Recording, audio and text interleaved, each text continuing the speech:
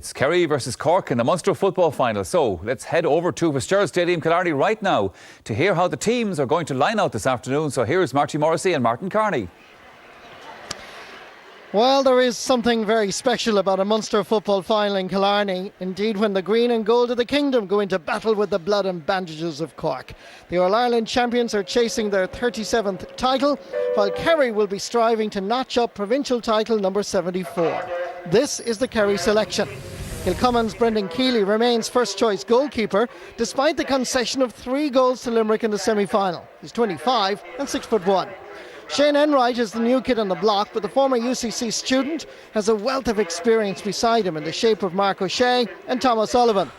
Tomas O'Shea is a huge loss, but Aidan O'Mahony has done it all before. Owen Brosnan is enjoying a new lease of life at centre-back, while Killian Young brings youthful exuberance on the wing. Perhaps the biggest weakness from a Kerry perspective is here at midfield. No Dara O'Shea means Anthony Marr and Brian Sheehan have to step up to the mark. Question is, are they up to the challenge? From here on, it's all good news for Kerry people. The half-forward line of the two O'Sullivans and Donncha Walsh are blessed with speed, creative minds and scoring potential. The double act of Cooper and Donaghy are a joy to watch if you're from Kerry, but if you're from Cork, at least a few sleepless nights wondering how do you stop them. Throw in Kieran O'Leary and you've an awesome full-forward line. Martin Carney, Kerry forwards, they look good, don't they? Very much so, and in Declan O'Sullivan, Kerry possessed the most consistent centre-forward of his generation. At his best, his fusion of ball control and penetration will stretch any opposition. In drawing defenders out of position, he creates the room for others to thrive. So Cork, beware if he cuts loose. Hard to believe this, but it's 16 years since Cork beat Kerry in the Munster Championship on Kerry soil. In fact, 4 out of the last 6 meetings here in Killarney have ended in draws. So don't be surprised if this final follows that trend. The All-Ireland champions line out as follows. Army man and goalkeeper Alan Quirk has returned to duty for the championship, but will be disappointed to have conceded 2 to Waterford. The team leader, Graham Canty, is back, but is named at fullback, obviously to keep Kieran Donaghy from doing serious damage. Bishopstown's Jamie O'Sullivan gets the right corner back jersey, while All-Star Michael Shields will wear 4. John Miskela has been impressive, while the tree surgeon from Killarney, Noel O'Leary, shares the wings with Paddy Cassan. Cork have a formidable force at centre field. Together, Alan O'Connor and Aidan Walsh look like they could dominate the middle of the field.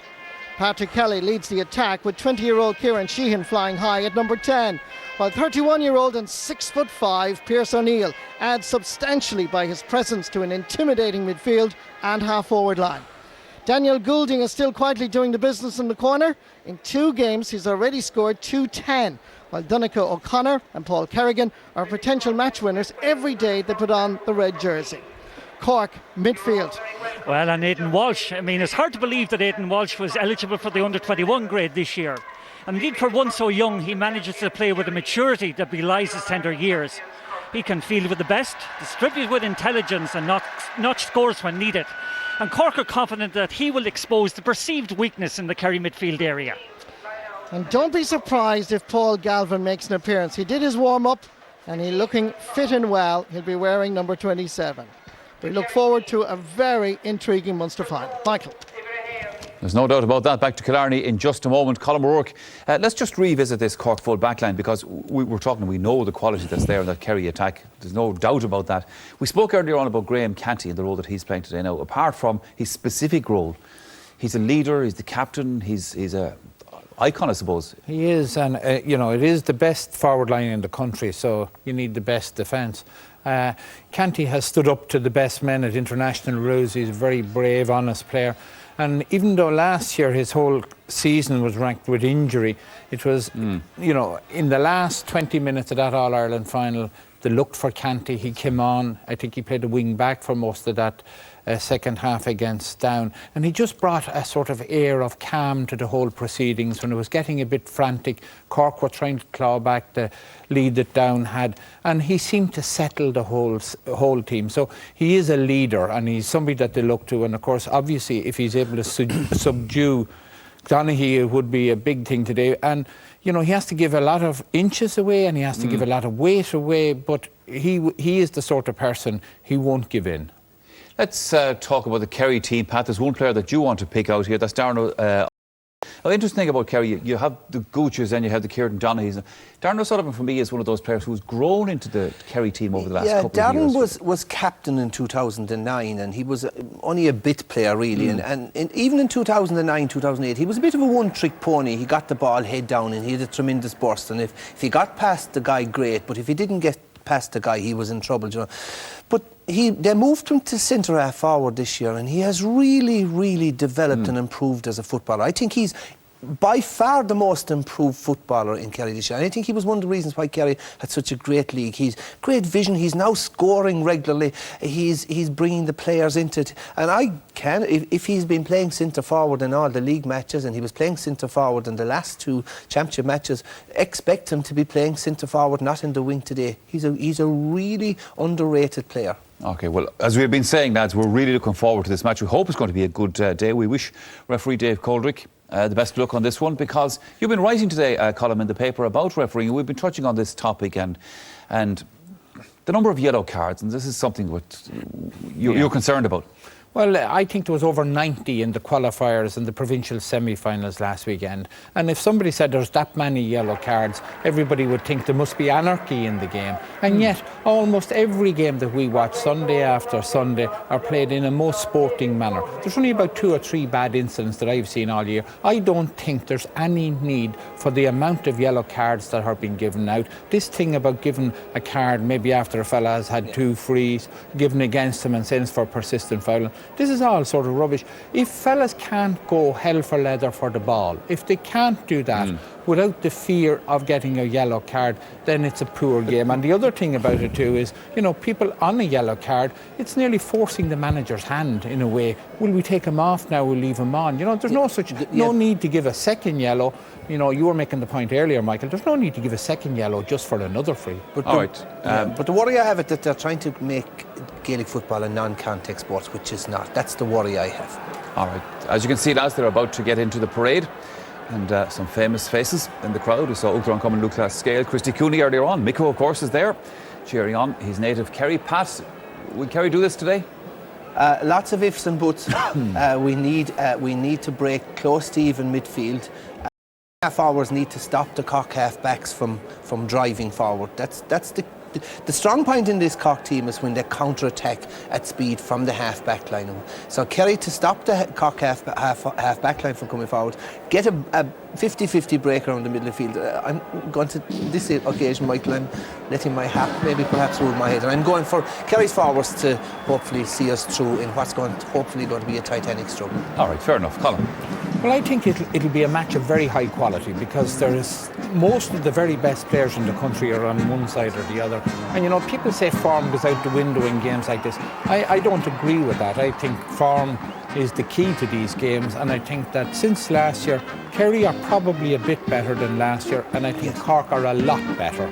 And, you know, I think Cork will dominate possession, and particularly in the last 20 minutes of the game, they seem to be able to put a stranglehold on teams.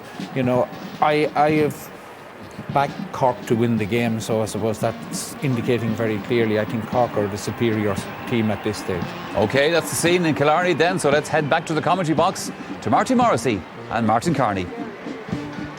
Thank you very much, Michael. A very warm welcome to Fitzgerald Stadium, a capacity crowd of over 43,000. All roads leading to the Kingdom absolutely jammed from about 10 o'clock this morning, and indeed coming across on the Tarbert-Killimer ferry as well this morning, cars were queuing for quite a while as they anticipated this Cork-Kerry match to be something a little bit different. When you ask anybody that loves Gaelic football who might win the All-Ireland, I think they mention Cork and Kerry top of the list. And interestingly, Kerry haven't lost a championship match here in Fitzgerald Stadium here in Killarney for the last 22 occasions. That's a long time. That's even better than Mick O'Dwyer's. The maximum number of unbeaten games in Killarney for the Mick O'Dwyer era was 12, but this particular group of players, 22 championship games unbeaten. And of course, as we mentioned in the scene set, 4 out of the last 6 clashes have ended in a draw, and there is a general anticipation by everybody here that this could well result in stalemate after 70 minutes. We look forward to an intriguing contest. Paul Galvin is there amongst the substitutes, as we mentioned earlier. He did his warm-up, has a hamstring difficulty, but interestingly no strap on the legs, which would suggest that Paul Galvin, as Jack O'Connor mentioned yesterday on RT Radio 1 on Saturday Sport, that Paul Galvin, if they're in trouble, might be introduced. No confirmation here, but certainly he's there. The Star is fully determined to make sure that Jack O'Connor and Ger O'Keefe and the management team, the plans have been laid.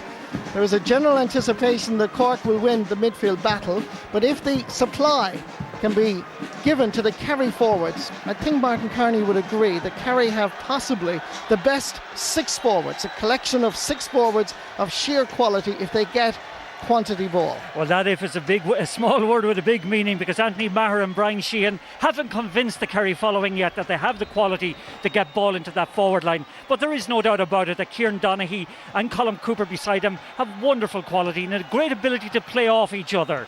On top of that, Declan O'Sullivan, Darren O'Sullivan and Donegal Walsh in the half forward line will hoover up a lot of ball there, will be very creative in feeding their inside line and will play with great intensity. But overall, I believe myself, Marty, that the midfield area of Cork's Alan O'Connor and Aidan Walsh will gain a slight advantage out in that area. Do you anticipate Kieran Donaghy being moved out from full forward to midfield? Well, that's one of the beauties about Kerry at the moment. They have quite a number of options open to them, and one of them is actually Donaghy going out the midfield, Declan O'Sullivan to the edge of the square. He's been very effective there on a number of occasions, and that might throw Graham Canty a little bit, and Brian Sheehan maybe going into centre half forward perhaps, because Sheehan is a very good forward. Remember that, like an outstanding place kicker as well. Well, anybody who had any doubts about the value of the provincial championship, well, they can see the pictures here in Fitzgerald Stadium. Tickets at a premium, every seat taken up. And if you say that the Munster Championship isn't important, that there should be an open draw, well, then a lot of people who might be suggesting that, and there's value in that, may I add, they have their answer here, because Cork and Kerry in Killarney is different. Very much so. You have a raucous atmosphere, you have wonderful colour, the venue is absolutely throbbing, and the backdrop is just picture postcard. It's a wonderful occasion, great night in Killarney last night, wonderful crowds around it, and everybody anticipating a tremendous game of Gaelic football here today. And perhaps this is an omen or not, but we congratulate Tipperary minor. They defeated Cork in the curtain raiser here. Tipperary 3-11, Cork 1 goal and 9. Cork won the toss. They're going to be playing from right to left, which means there's a swirling breeze here in Fitzgerald Stadium. Over the public address, it's now just being announced that there's going to be a minute's silence. First of all for Jimmy Coffey, former treasurer of the Kerry County Board, and also for Sean White, who played Kerry Minors back in 1982 and of course made a huge career in the AFL. And of course, as well as that, he was part of our commentary team here on RTE when we visited Australia and Melbourne and Perth for the International Rules Series. So a minute's silence here in Fitzgerald Stadium for the late Jimmy Coffey and Sean White. The minute silence also includes Sean White, who played in the 1982 All-Ireland Munster final for Kerry, before becoming a successful AFL player with the Melbourne Demons. May they rest in peace. Shasig Inish Levolod.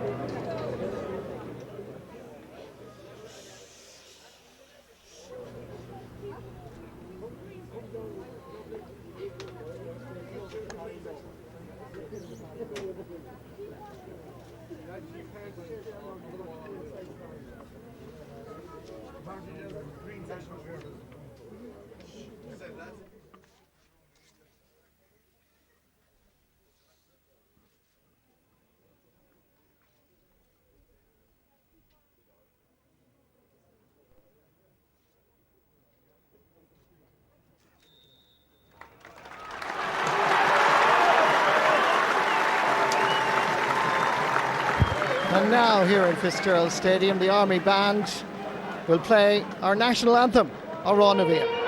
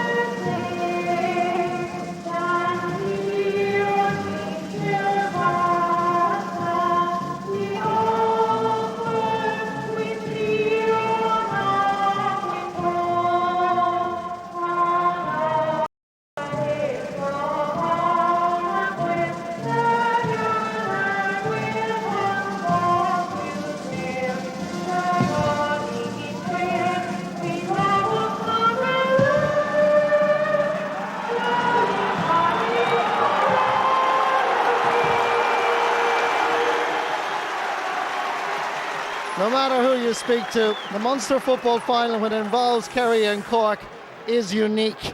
And all the predictions, all the things you think will happen, don't usually happen.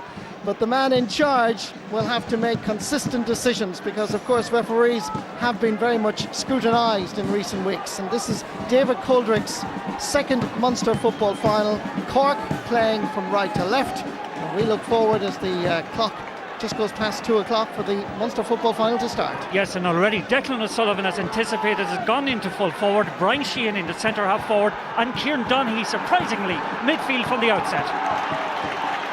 Tactical games already being played. Kieran Donaghy, a lot of people in the kingdom feel he should be at midfield in the absence of David Moran and of course the retired Dara O'Shea. There is Declan O'Sullivan. Graham Canty is going to be marking him over the next 70 minutes or so. Any breeze will be favouring Cork in the opening 35 minutes. The Mangleton Mountain in the distance. McGillicuddy Reeks to our right. One of the most beautiful arenas in the GA world. It's Fitzgerald Stadium, Killarney, the venue for the battle of the champions of Ireland. Centre half forward, Paddy Kelly lays it off. Jamie O'Sullivan is available. Graham Canty staying back, keeping an eye on Declan O'Sullivan. Good work by a Cork defence that might well be tested this afternoon. Shane Enright gets it out for his Donaghy. Aidan O'Mahony. Donncha Walsh. Backfires the star. Pumping it into the space for the former All-Ireland captain Darren O'Sullivan to run onto. This is Kieran O'Leary. Over this side, star going forward from midfield. In a little bit of space, thought about taking a shot, lays it off to the Kerry captain. Here is the Gooch, misjudges this one slightly and it's well wide. But already the presence of Kieran Donaghy in the middle of the field is something to really be focused on. And from the kick out, may I say that Kieran Donaghy actually went in full forward momentarily. Well, keep confusing the Cork team and keep asking questions of them. I suppose that's what they're trying to do, what Jack O'Connor's trying to do at the moment. Pierce O'Neill is involved, so too is Alan O'Connor. This is Kenturk's Aidan Walsh. That's a good ball over for his Donncha O'Connor. Got away from Mark O'Shea momentarily. Good ball inside, punched away. Here's a chance. Oh, brilliant save by Brendan Keeley off the boot of Paul Kerrigan. It's a wonderful start for the Kerry keeper who has his critics. That will do his confidence the world of good. What about this for a defence-splitting move? Here was Kerrigan, and Keeley hardly saw it because he was blocked by a defender in front of him. So the Kerry custodian did really well here. Yeah, Tom O'Sullivan that time panicked a little bit, but the reflex save was just magnificent from Keeley. John Miskela won an All-Star at wing-back. Lays it off for his Aidan Walsh. Last year's All-Star midfielder. Nobody can reach it in time. Wide ball for the Rebels. Yes, there's one other change that's worth noting actually, is that Owen Brosnan has gone right half back at the moment and Killian Young is playing centre back. And then just again, whatever happened, Tom Sullivan that time lost his bearings, but Keeley came to the rescue and that'll give him some confidence. Kerry Minor, goalkeeper in 2003.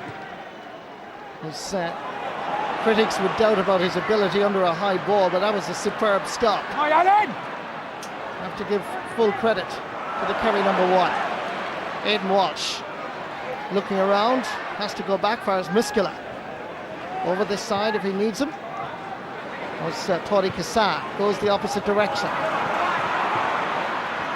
Kieran Sheehan, ball into space. Donncha O'Connor, gone away again from Mark O'Shea. Nice turn inside.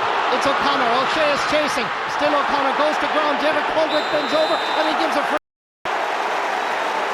Coldrick was very good there, the referee. He was right beside the play. Full credit to the man in charge. Cork keep the pressure on. Rattling the Kerry cage in the early stages. There's a sliding tackle in there. That should be a free to the green and gold. Ball is quickly taken. Look where Declan O'Sullivan. He started at the edge of the square. We anticipated that might happen. Now he's back out at centre half forward with John Miskela chasing after him. Still O'Sullivan, lovely balance. He's made the space. Can he supply the finish? It's disappointing for him. But the referee has blown his whistle, and he's claimed that Jamie O'Sullivan came in late on the former All-Ireland winning captain, and he's giving a free to Kerry. Yeah, I think he's giving a free, and it wouldn't be a surprise to me if he's booking Jamie O'Sullivan as well. Well, no, he's not actually. I thought he'd taken out the notebook that time. I think he was just noting his name in the book for a personal foul. So this is a chance for Kerry. We've had 4.5 minutes of pretty good action, going from one end to the other, including that brilliant save by Keeley. The Kerry captain takes his first point of the Munster final.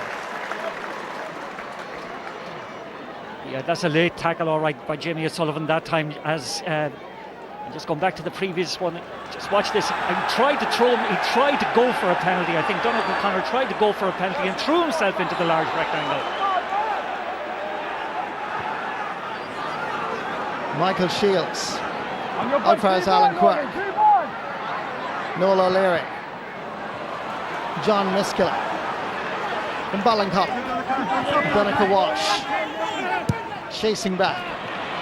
Good ball again to Donald O'Connor, potential match winner. I know it's early stages, but he's won every ball ahead of Mark O'Shea.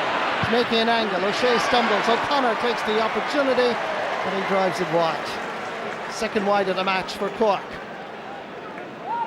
Cork look pretty dangerous every time the ball goes into that full forward line. Yeah, and it looks a little bit as if the corner forward Paul Kerrigan is going out somewhat, and Daniel Goulding and Donald O'Connor are playing in there on their own, and the ball being put into them is being put in with quality and precision, and is going out to the wings, and they're winning their runs with their markers. Aidan Walsh and Alan O'Connor. It's O'Connor coming forward. Ball given away. Easy ball for Shane Enright from Tarbert to North Kerry. Had a wonderful league campaign. Donegal Walsh, Killian Young, Declan O'Sullivan. The star is now at the edge of the square. Anthony Marr looks up, gives it to the Kerry captain. Donaghy wanted it quickly. Nice little bit of skill from the Gooch, no free. Cork players around him. Referee says free to the All-Ireland champions. Interesting tactics by the Kingdom though, to have the star, Kieran Donaghy, at the edge of the square. No foul here, says the referee. Here comes Patrick Kelly, ball given away again. Enright picking up a lot of loose passes. Tom O'Sullivan comes forward. Thought about bypassing Patrick Kelly, lays it off instead for his Brian Sheehan. The Gooch, back to Brian Sheehan. Played well in the earlier rounds, scoring significantly. But this is more his position. Good block down by Aidan Walsh. Sheehan again, a little bit slow to react. Touched along the ground, free out to Cork. Interesting to see how Brian Sheehan performs if he retains that position at midfield all the way through. What has impressed me about him, he's coming forward with great purpose on a number of occasions, but a lot of thing on Alan O'Connor to come back and defend with him. Free to Cork. Challenged by Kieran O'Leary over the top on the Cork captain. Referee David Coldrick is having a word with Jamie O'Sullivan and Kieran O'Leary, laying down the law. Next time it will be a yellow card. Yes, I would agree with you there that at midfield Anthony Maher seems to be having a holding role, and Sheehan is getting forward as much as he possibly can. Noel O'Leary over towards Kieran Sheehan. Sheehan did well. Being fouled, however, by Aidan O'Mahony. Ball over first, Paul Kerrigan. Lets the ball run on. There was a touch. Linesman is adamant. That's going to be a sideline ball. Going to be taken by Daniel Gould.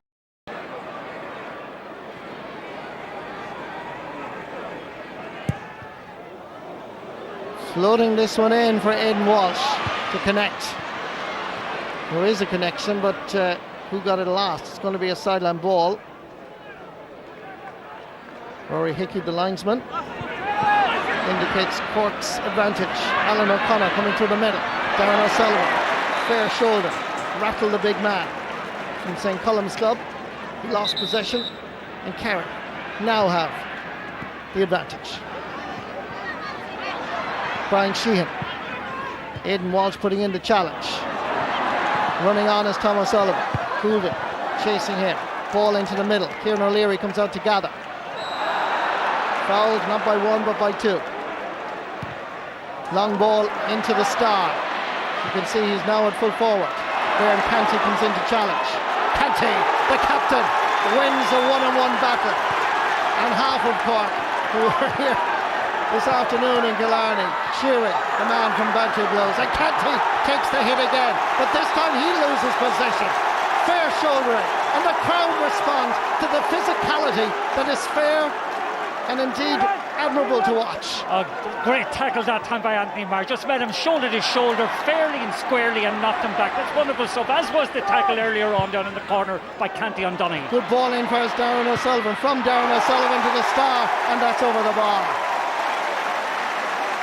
Good football out of Kerry. Beautiful ball from O'Sullivan into the star. This time it was Jamie O'Sullivan was there because Graham Canty was still retreating.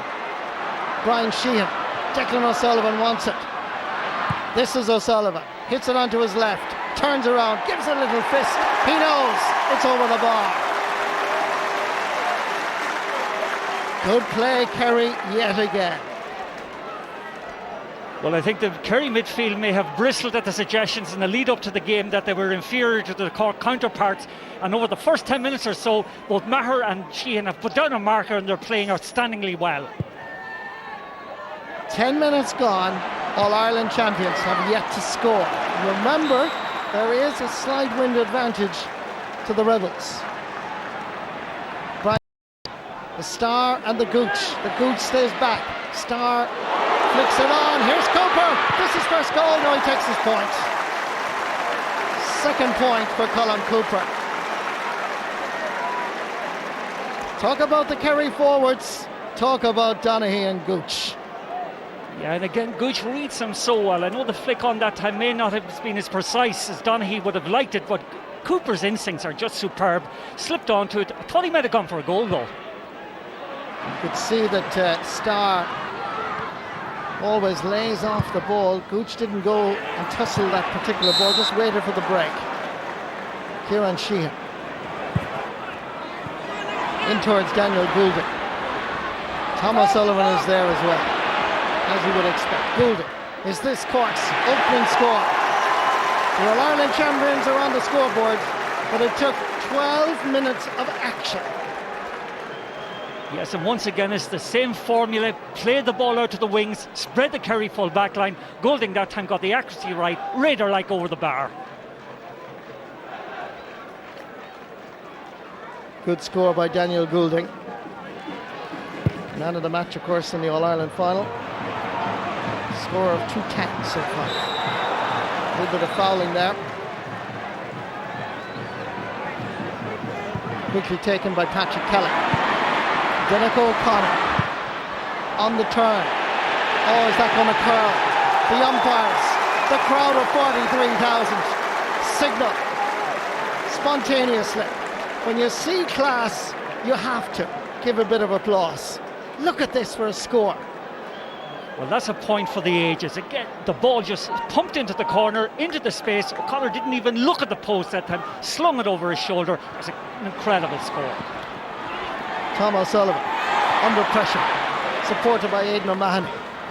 Kerry counter-attack. Looking for options. O'Sullivan takes off. But good work by Paddy Kelly. He anticipated that there might be the option taken. Over this side is Aidan Walsh. Young Footballer of the Year last year. Again they're going for the corner, but this one is a poor effort by Walsh. Silent ball for Kerry. Donncha Walsh takes it quickly. There's no hanging about in Fitzgerald Stadium. No, you've got to commend the speed and the fluency of both teams. Just magnificent. Brian Sheehan. St Mary's, Carsivey. Kieran O'Leary. Dr. Crooks from just across the road. Darren O'Sullivan. Glenn Carr. He's going for it! What a cracker! This is the Munster Football Final 2011. Kerry and Cork, something very special. And what about this? For an absolutely brilliant goal. Well, it's like the bullet train that time when he took it on, just laser-like, went straight for the goals and arrow straight into the corner. Magnificent goal by Darren O'Sullivan. Cork's cage is rattled. Paul Kerrigan knocked away by Shane Enright. Comes to Killian Young. Comes for his own Brosnan. In his 56th championship match for Kerry. In his 9th championship season. Down for his Kieran O'Leary. The star is looking for it, and it's always delivered to the big man from Tralee. Graham Canty staying goal side. Donaghy pushes him away onto the left boot. Classy. This is wonderful football. Thankfully only 15 minutes gone in the first half. Well, it's wonderful from Kerry, and once again, just watch the goal again, but just watch the straight line that he takes. No turning around, full confidence in his own ability, bets himself, rattles the roof of the net.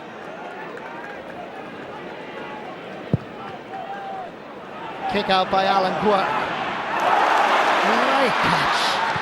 Beautiful to watch out of Anthony Marr. Crossfield ball is aimed at the star. Kerry, a rampant. Here's O'Sullivan, goal number 2. Brilliant save by Alan Quirk. It's breathtaking football. It's simply an exhibition by Kerry at the moment. Watch that bit of fielding by Anthony Marr. Much derided by a lot of people. And O'Sullivan rattles this time. Quirk, you've got to commend his anticipation that time. Saved Cork from a certain second goal. Seemed to bounce off his head actually, and indeed, as you can see, I think a packet of Anodins or paracetamol required for the Cork goalkeeper. But it will also break up the momentum because Cork are under pressure here. We were talking, indeed the lads were talking in the studio about Cork midfield is very impressive, but if the ball is put into the Kerry forwards, they have 6 that can score goals and points like this. Yeah, but they have all the complete package that Kerry have. Their fielding ball, their passing is magnificent, their support play is coming at top speed, and they're most unlucky not to have had a second goal that time. They're monopolising possession also around the middle of the field. It's an exhibition by Kerry at the moment. Taking the 45 is Brian Sheehan. Scored 2-4 against Tipperary last year, 2-1 against Tipperary this year, including a penalty. And of course will be remembered for scoring the equaliser against Cork last year. This one is going to the left. Donaghy gets a touch, and Paddy Kassan had to react very quickly. Alan O'Connor it was, and it comes out, and it's gone wide. There was a chance. Let's just watch this again. The ball came in here. Alan O'Connor saved it on the line. Paddy Kassan there to your right, just literally taken out of his grasp. And it hit a Kerry man last. Great pressure that time by Colm Cooper. Donaghy's instincts just saw the opportunity, had his shot, most unlucky not to have found the net. Kerry have scored 1 goal and 5 points. 1 goal and 4 from play. Alan Quirk wisely directs his kick out straight down the middle at Alan O'Connor. This will test the All-Ireland champions. Ball down towards Kieran Sheehan. Mark O'Shea, for the first time, wins a battle with Donegal O'Connor. Kerry looked so sharp. Declan O'Sullivan, down in his own half-back line. Beautiful, balanced footballer. Seemed to get a late challenge there, but the ball continued on. To the credit of the referees, allowed it to continue.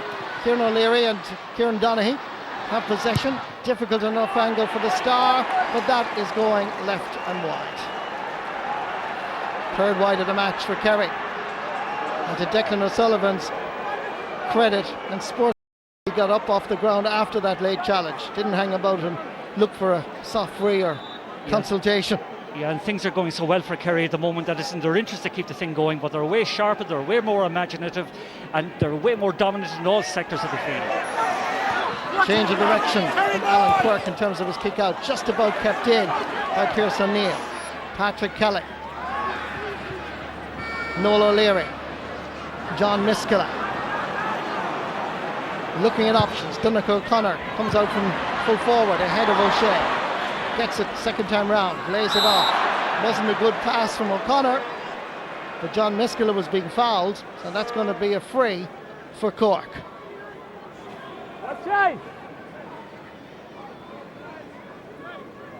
Daniel Goulding going to take this. Will be celebrating his 25th birthday in 3 days' time, and he'll be hoping that there's a Munster final party as well. Cork have to find their rhythm quickly. Good kick. Straight on target. Second point of the match for Daniel Goulding.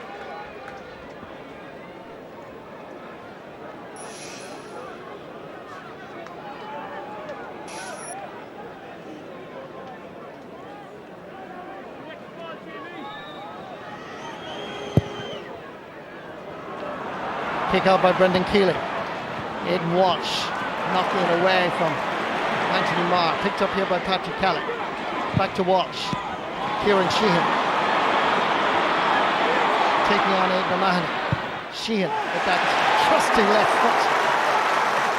Aidan O'Mahony well aware of Sheehan's capabilities, and of course being left-footed, dived on the ball but just didn't reach it. Good score by Kieran Sheehan. Shows great strength that time in holding off Aidan O'Mahony and firing over a score. But those two scores in the last minute or so will give a lot of confidence to Cork and will get them into the game, because they have been out of it. They've been simply blitzed in the first 15 minutes or so. Kick out goes all the way for John Miskela. Paul Kerry coming out from top of the left, floating this in. Brendan Keeley comes off his line. Referee says there was a Cork player inside the small rectangle, and the Cork plan could well be to test out the keeper under high ball, but he's passed that one. Passed that one with flying honours. I think Donnacha O'Connor was claiming that time he was being fouled, but you must credit the goalkeeper with an assertive piece of goalkeeping. Brian Sheehan. Kerry going forward, confident.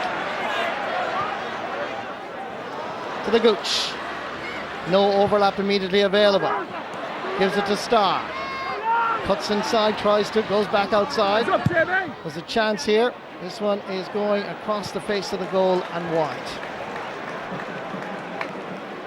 That's 4 wides for Kerry and just 2 for Cork.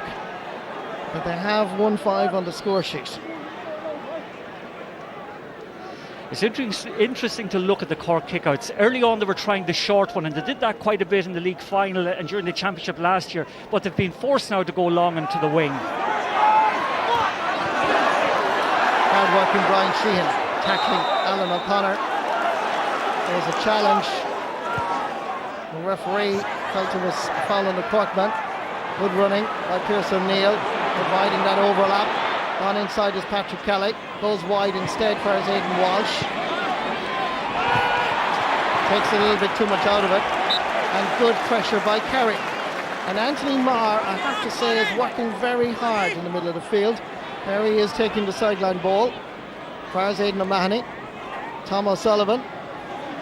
Mark O'Shea will come from full back, and Kerry are playing with a swagger now. And you see O'Shea having been beaten for the first 3 or 4 balls by Donnacha O'Connor, now coming forward. Brian Sheehan. Nice ball, in first Kieran O'Leary. Starr wants it quickly, comes out to meet him. Still O'Leary. Difficult angle. Not the right option at all. Not the right option. That's the second wide he's kicked in the last couple of minutes. He's certainly got out in front of Jamie O'Sullivan at the moment and causing him a lot of trouble, but unfortunately from a Kerry point of view his finishing is not up to par. Needs to probably pass it a little bit more. Kick out was not outside the 20-metre line. and the crowd over the far side rather annoyed with it. Over this side is Donegal O'Connor, who's now operating around the midfield area. Down first Patrick Kelly, gets away. Paddy Kassan comes from left half back. Patrick Kelly wants to put in front, and Darren O'Sullivan is tracking back and doing rather well as Kerry now counter-attack. Killian Young gets away from Paul Kerrigan. Aidan O'Mahony want to put in front of him. This is O'Mahony as Kerry cool matters down. Mark O'Shea. Brian Sheehan looking around to see who's up front. It's the full forward line or deep inside in front of the Cork goalposts. Good play again by Anthony Marr. Nice punted pass in towards the corner. This is aimed at Starr. Gooch will stay down. The Starr will try and knock it down. First Paddy Kassan. And Cork win back the possession. Aidan Walsh lays it off to Pierce O'Neill, and he's fouled. Let's go down to the sideline for some news now from Joanne. Well, the Kerry sideline have been quite annoyed because one of the Cork substitutes is standing behind the Cork goal and giving Alan Quirk the ball so he can take quick kick-outs, so just watch out for that one. Thank you very much, Joanne. This is centre half forward Patrick Kelly, and Kelly finds the range, registers his first point in the Munster final. Nice layoff, got a nice little jink inside, made a bit of space for himself. Good score.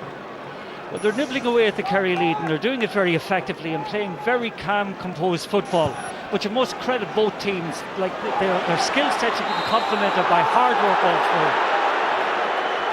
through. Aidan O'Mahony was under pressure. The kick out wasn't a great one, just came awkwardly to him.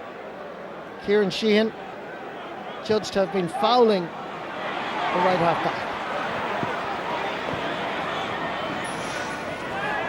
Interesting statistic there. Kerry haven't scored in over 10 minutes now. And after that blitz, it looked everything they were doing were turning into scores, or potential scores. Here's Owen Brosnan coming from centre half back. Fouling, Michael Shields. Gooch does it quickly. Look now who's full forward. Declan O'Sullivan. Kerry continue to change and alternate, and O'Sullivan gets the point. That's his second point of the game. And interestingly enough, when the ball is spread out wide, that's what they're trying to do. Bring Graham Canty out of that area in front of the goalpost. Kieran Donaghy has scored twice. Declan O'Sullivan has scored once from that position. Yeah, and Graham Canty is struggling with the pace of the game, I think, at the moment. Again, the combination of hamstring injuries he's had over the last couple of years, I think, and knee injuries have slowed him up a little bit, but he's struggling on his markers. Kieran Donaghy now out around midfield. Aidan O'Mahony comes from left half back. Kieran O'Leary confronted by Alan O'Connor and Jamie O'Sullivan. Last touch. Cormac Riley, linesman, far side.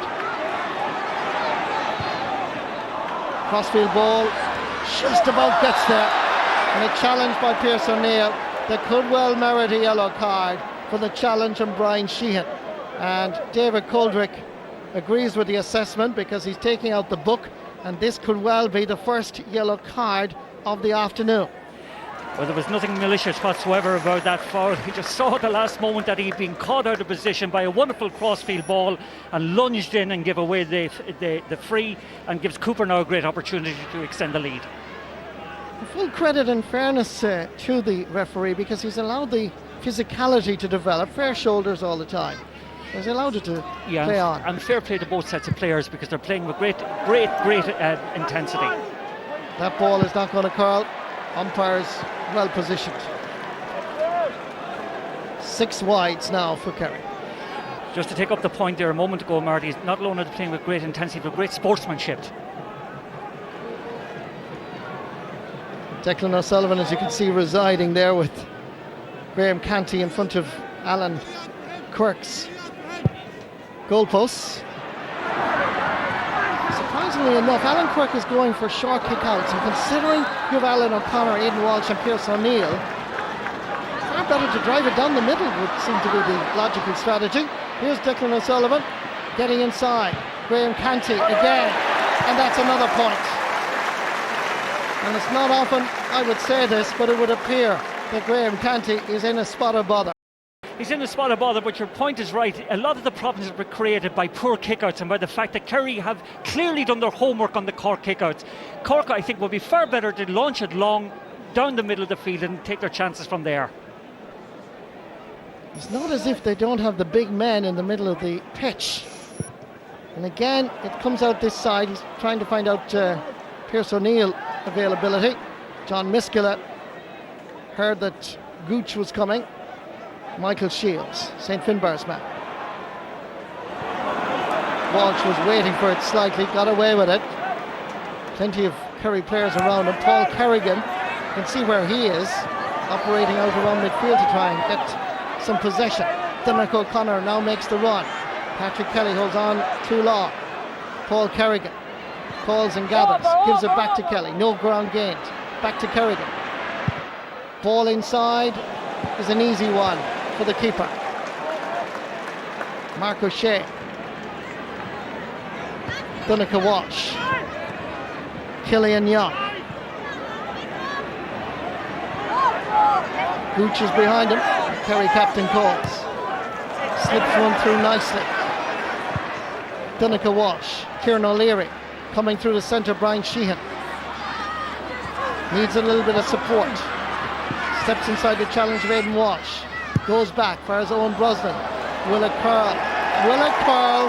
The umpire says no. And the umpire is right. The umpire is right. It just stayed outside the post, but the lead up to that shot at goals was just delightful to watch. The off the ball running, the precision passing, the awareness of each other's, where they were on the pitch. Kerry are just putting on a masterclass at the moment. A job well done so far by Jack O'Connor. Second time Kerry manager, third season back.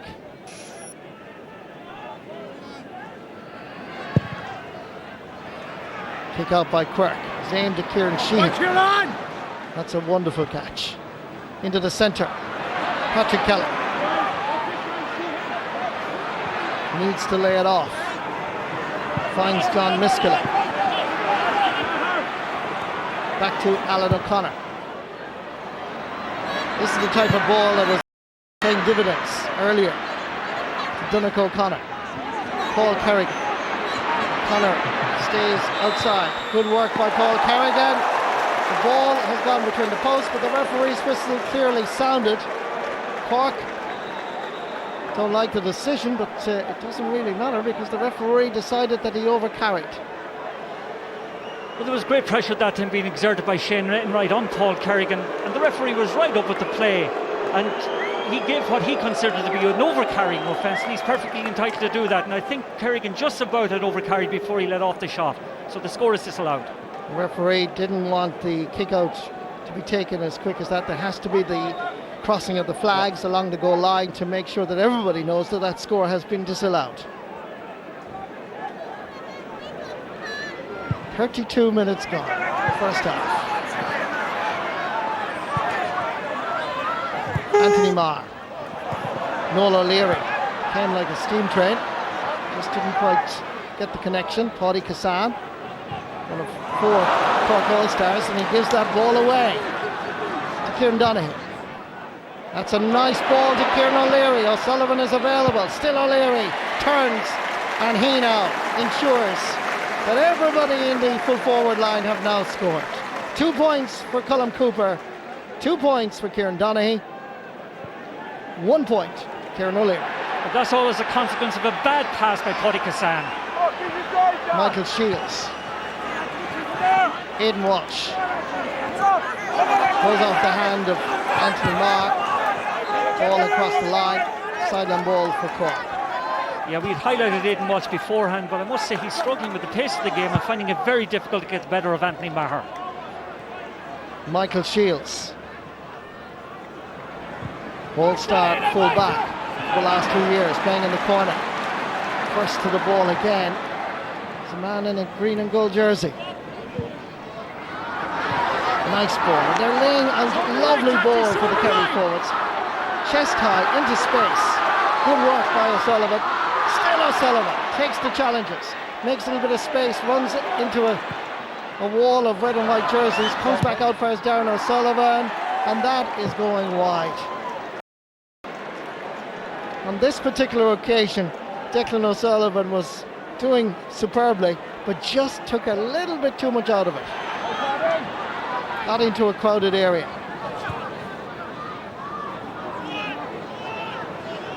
Cork, counter-attack.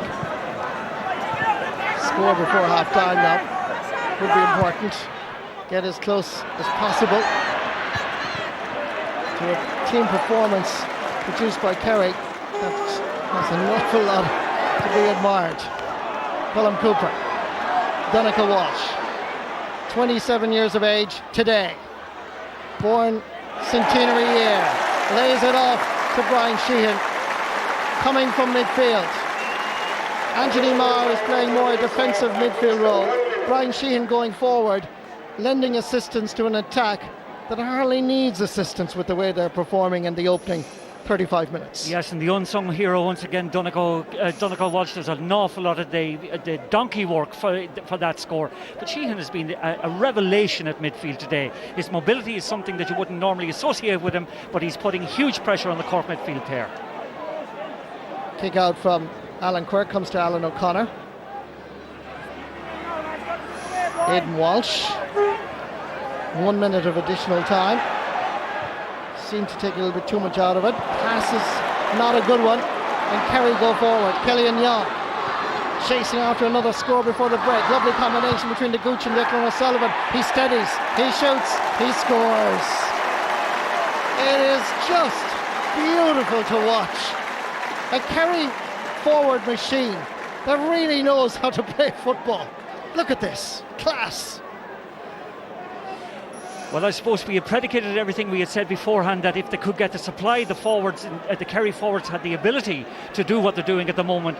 But the two people who've stood up today are Anthony Maher and Brian Sheehan. They're guaranteeing that supply that have resulted in the Kerry team putting on an absolute masterclass. I've used the word before, in the first half. And the Cork midfield are not there, Mark. They're not there. They seem to be off the pace completely. And as we say that, up goes Alan O'Connor, going forward. Lays it off. Chance here for Patrick Kelly. And that is going right and wide. Well, the All-Ireland champions are facing a formidable test, and you can feel and see that their cage has been rattled. A wonderful performance by Kerry. They have scored a goal and 10 points, 1-9 from play, with a cracking goal after 14 minutes by Darren O'Sullivan. Add in Declan O'Sullivan's 4 points, 2 by Cooper, 2 by the Star, 1 by O'Leary, and of course Brian Sheehan, giving a half-time score of the Battle of the Champions in sunny Killarney. It's Kerry 110, Cork 5 points. We all look forward to the analysis. It's coming your way right after the break.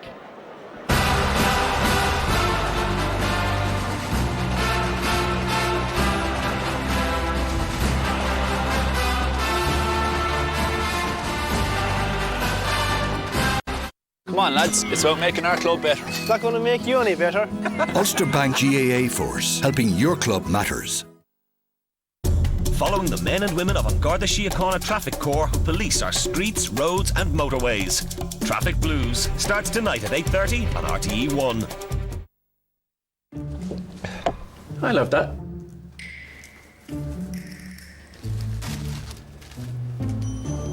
Where's me coffee? Huh? Me coffee. Like in the poster. Here you go, sir. Thank you. Good thinking on the coffee idea, Farg. Spar Eurocrunch offers. Lunch meal deal €3. Bachelor's baked beans 3-pack €1. McVitie's fruit shortcake and ginger nuts €1 each. Unbelievable value under the tree at Spar. The same hoarse voices, the same clenched fists, the same words uttered that some sitters missed. The same heads shaken, the same moments replayed, the same excuses given for daft predictions made. The same soaring highs, the same crashing lows, the same oh yeses, the same oh noes. The same old characters, the same place in the stands, the same mad passions. We're the same, we're fans. Championship every Monday in the Irish Examiner. Harry Potter, the boy who lived, come to die. I can destroy him, once and for all. Only I can live forever. in this. Harry Potter and the Deathly Hallows Part 2 in cinemas July 15. Rocky Mountain Refreshment. SuperValu, proud sponsors, real supporters of the GAA Football All-Ireland Championship.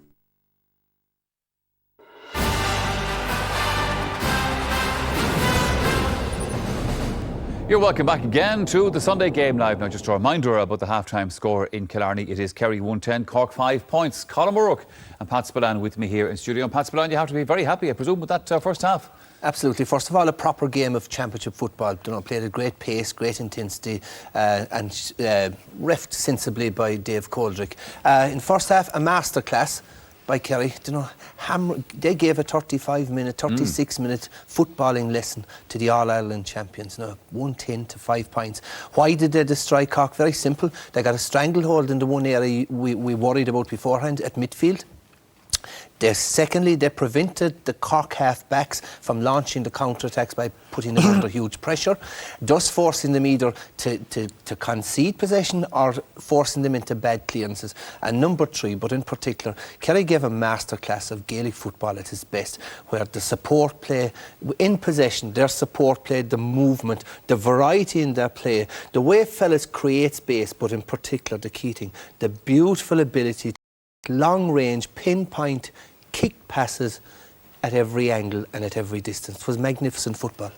Colin O'Rourke, I think the Cork manager, Conor Coonahan, needs to have a chat with his fellow mentors, because they've got to do something around the middle of the field to stop the gap. It's wider than Maul's gap at the moment. It certainly is. I don't know what Alan Quirk is at in the goals. Obviously, this is pre-planned. He's had about 20 kick-outs now at this stage. And last year, Cork kicked the ball long into the middle of the field. They generally were able to win possession because they have huge men there. Instead of that, they're messing around. And even when they get the ball at these short kick-outs, they're still running over and back across the field like they were in the early stages of the championship last year. I don't know what Aidan Walsh is doing. He looks like he's just out for a Sunday stroll, as does a lot of the Cork players. So when Pat says it's a game, they haven't kind of got into the...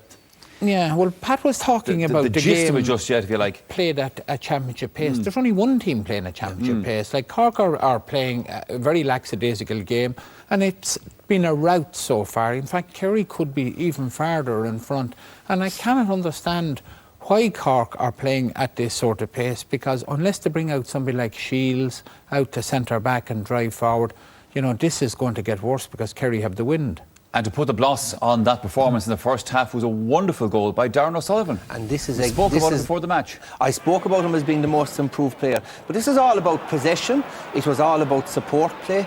It was all about, look at the way Kerry are always looking for a player. The head is up all the time. Looking for, and here the secret is the timing of this pass, quick to Darren O'Sullivan in support. And he had only one thing on his mind at that stage. That is an absolutely fantastic goal. Lovely soft hands, quick layoff.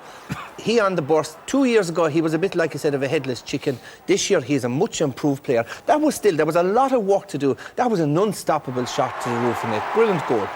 Brilliant goal, but you could see his man trailing after him there, Paddy Kazan, as he was when Darren O'Sullivan should have scored another goal shortly afterwards. And that's where the problem is. All the pace is with Kerry. All the football skill lies with Kerry at the moment. Let's have a look at those, Colin, because it could have been worse. Yeah, well, again, Paddy Kazan is sleepwalking around the place. Donaghy takes the ball down, lays it off, and again, Paddy Kazan gets caught off him. And I think it hits Alan Quirk on the head here. It turns out he was brave. He came out and spread himself. Hit him on the head, he got the advantage of it, and it could have been worse. Again, messing around the inside, Alan O'Connor coming out with the ball. But it's the pressure game, isn't it? Yeah. But Kerry could have been in the net again, but a lot of the Cork players standing around, nobody making themselves available for a pass there. And, this whole Cork approach to it is reminiscent of some of the games I saw them in Croke Park last year, where it's only in the final where they really upped the tempo of the game. Cork did have a goal chance in that first half, Pat. Now, this is something that they might need by the end of the match. They hadn't. It was poor defensive playing initially from Tom O'Sullivan, because it was a harmless ball coming across from Donaghy O'Connor, which Tom should have caught, but elected, for whatever reason, to punch it. into the waiting hands of Paul Kerrigan. Now, Paul Kerrigan possibly did everything right, and what you'll have to say is it was a great reflex save by Brendan Keeley with his right foot. And the one thing about Keeley, while he mightn't inspire under a high ball, he is highly regarded as the best shot stopper as a goalie in Kerry. But you know, getting back to Cork, I mean, I talked earlier on about maybe Conor Coonan not knowing his first 15, best 15, and maybe being conservative. He's after selecting Graham Canty. It's Graham Canty's first full competitive game since last year's Munster final, and he is certainly off the pace. I think he conceded the 2 points to Kieran Donaghy, and then I think he conceded the other 4 points. Came off him when Declan Sullivan scored those 4 points. So he is worryingly a problem. OK, we're headed for another break here on the programme now. When we come back, there's another chance for you to enter our big Sunday game competition. So stay with us for that.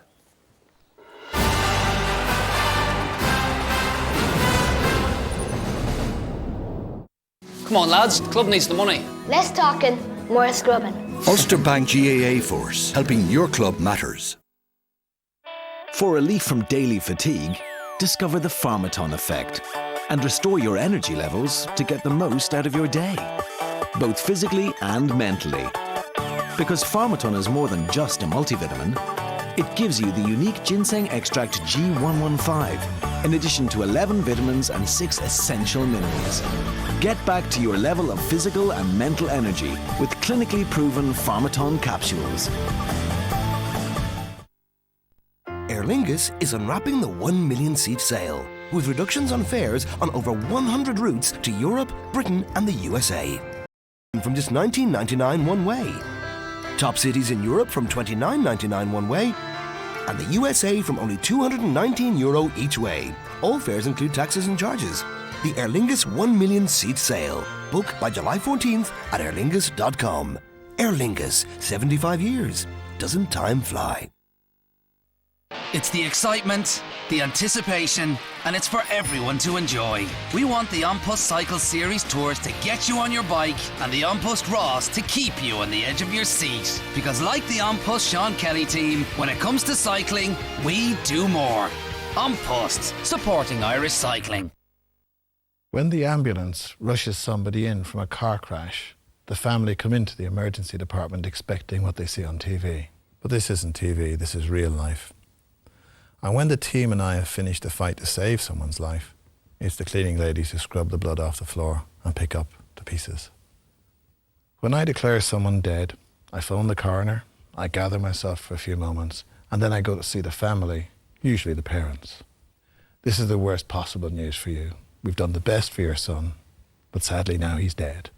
And you see those people dissolving, their lives dissolving, just falling apart. If you're a young road user, in love with life and fun, you don't ever want your mum to meet me doing my job, do you? The easy life. And so easy to save at your local Mace. Hellman's Real or Light Mayonnaise, 430ml half price. HB Ice Cream, Vanilla or Raspberry Ripple, 1 litre, just €2. JP Chenet Wine, 750ml, only $5.99. Oh, forgot the hoovering.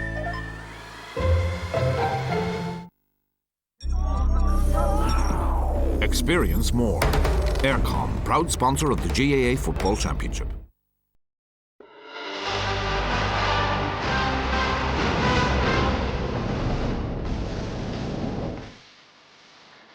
On the evening edition of the Sunday Game, you can see coverage of this afternoon's Leinster hurling final, plus a full roundup of all of the big games in the Championship over the weekend, and that is at 9:30. The committee room on Wednesday night is another edition of our weekly GAA magazine programme. That's at 8 o'clock and it's here on this channel. And then looking ahead to next weekend, we have a great show for you. It's the Leinster football final followed by the Munster hurling final. And we'll be here with the build-up to both games from 1:15. Now the programme also includes the next qualifier draw for the hurling championship and the next round of football qualifiers. OK, competition time here next on the Sunday Game. Match tickets, a nice hotel and loads of money could be heading your way. RTE Sport have teamed up with Guinness, proud sponsor of the GAA Hurling All-Ireland Senior Championship, to give you at home the chance to win a fantastic trip to see all the action at this year's GAA Hurling All-Ireland Senior Final at Croke Park on the 4th of September. This 5-star prize includes 2 nights accommodation in a top Dublin hotel, VIP transport to and from your home, match tickets and €3,000 in spending money. For your chance to win, simply answer the following question. Which of these was the Tipperary captain in the 2010 GAA Hurling All-Ireland Senior Championship final? Was it Owen Liston, Owen Hand or Owen Kelly? To enter, call 1515 71 71 83 or text the word hurling followed by your answer and name to 57111. Viewers in the north can also text to 57111 or call the number on screen. You must be over 18 to enter. Full details are on RTE Airtel page 194. Lines will close at midday on Wednesday the 20th of July and the lucky winner will be announced that evening on the committee room on RTE2, so tune in for that. Yeah, we'll be going back to Killarney in a moment. By the way, the official attendance at Fitzgerald Stadium this evening is 40,892. Colm O'Rourke, apart from Kerry's dominance around the middle of the field, apart from Darren O'Sullivan's wonderful goal that we saw there a moment ago, Kerry have also been picking off some excellent points, mainly to Kieran Donaghy. Declan O'Sullivan has been very prominent, obviously. Yeah, well, there's great spread of scores. And this shows the Kerry team at its very best. Brilliant pass with the outside of his foot into Donaghy. Just turns and kicks it over the bar. And again, Canty has struggled on Donaghy and now he's struggling on Declan O'Sullivan. And again, this skill of foot passing, beautiful passing, everybody moving. And Donaghy again holding him off. And then with his left foot, which is a skill we haven't seen too often with him in the past. And then Declan O'Sullivan, like turning his man inside out and outside in. Done it all the time, left foot, right foot. We've seen one of the great Kerry performances of a half in the Munster final. But what you're looking at here is, I mean, you've three of the best 5 forwards in the country, Gooch, Declan O'Sullivan and Kieran Donaghy.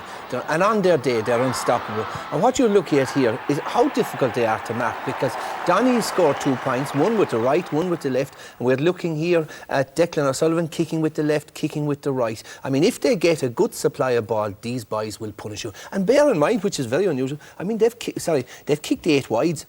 And probably the poorest forward of the 6 there is Gooch, who's very quiet so far. So that'll tell you how. If Gooch wakes up, there's real trouble for Cork. Owen Cotter is into the Cork team in place of Jamie O'Sullivan. Jamie O'Sullivan started at right full back. Yeah, well, they could have thrown 6 names in a hat there in the back and picked out one because he was struggling all right. But he was on Kieran O'Leary, who wasn't causing the most problems. So it's unusual, I think, to take him off. Cotter played cornerback against Waterford and didn't have a particularly good game. I mean, look, I think it's...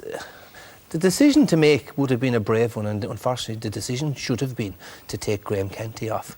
I mean, so maybe that Coonan, being loyal to the captain and being loyal to his long-serving, maybe it could come back to haunt him yet. But Cotter will improve it a little bit, but I'm just saying that it's maybe only a very stopgap measure. Well, Cork needs somebody like Nicholas Murphy to come into the middle of the field and collect ball there. He's not listed in the first number of subs. I don't know what the problem is, but that's what the big problem for Cork is.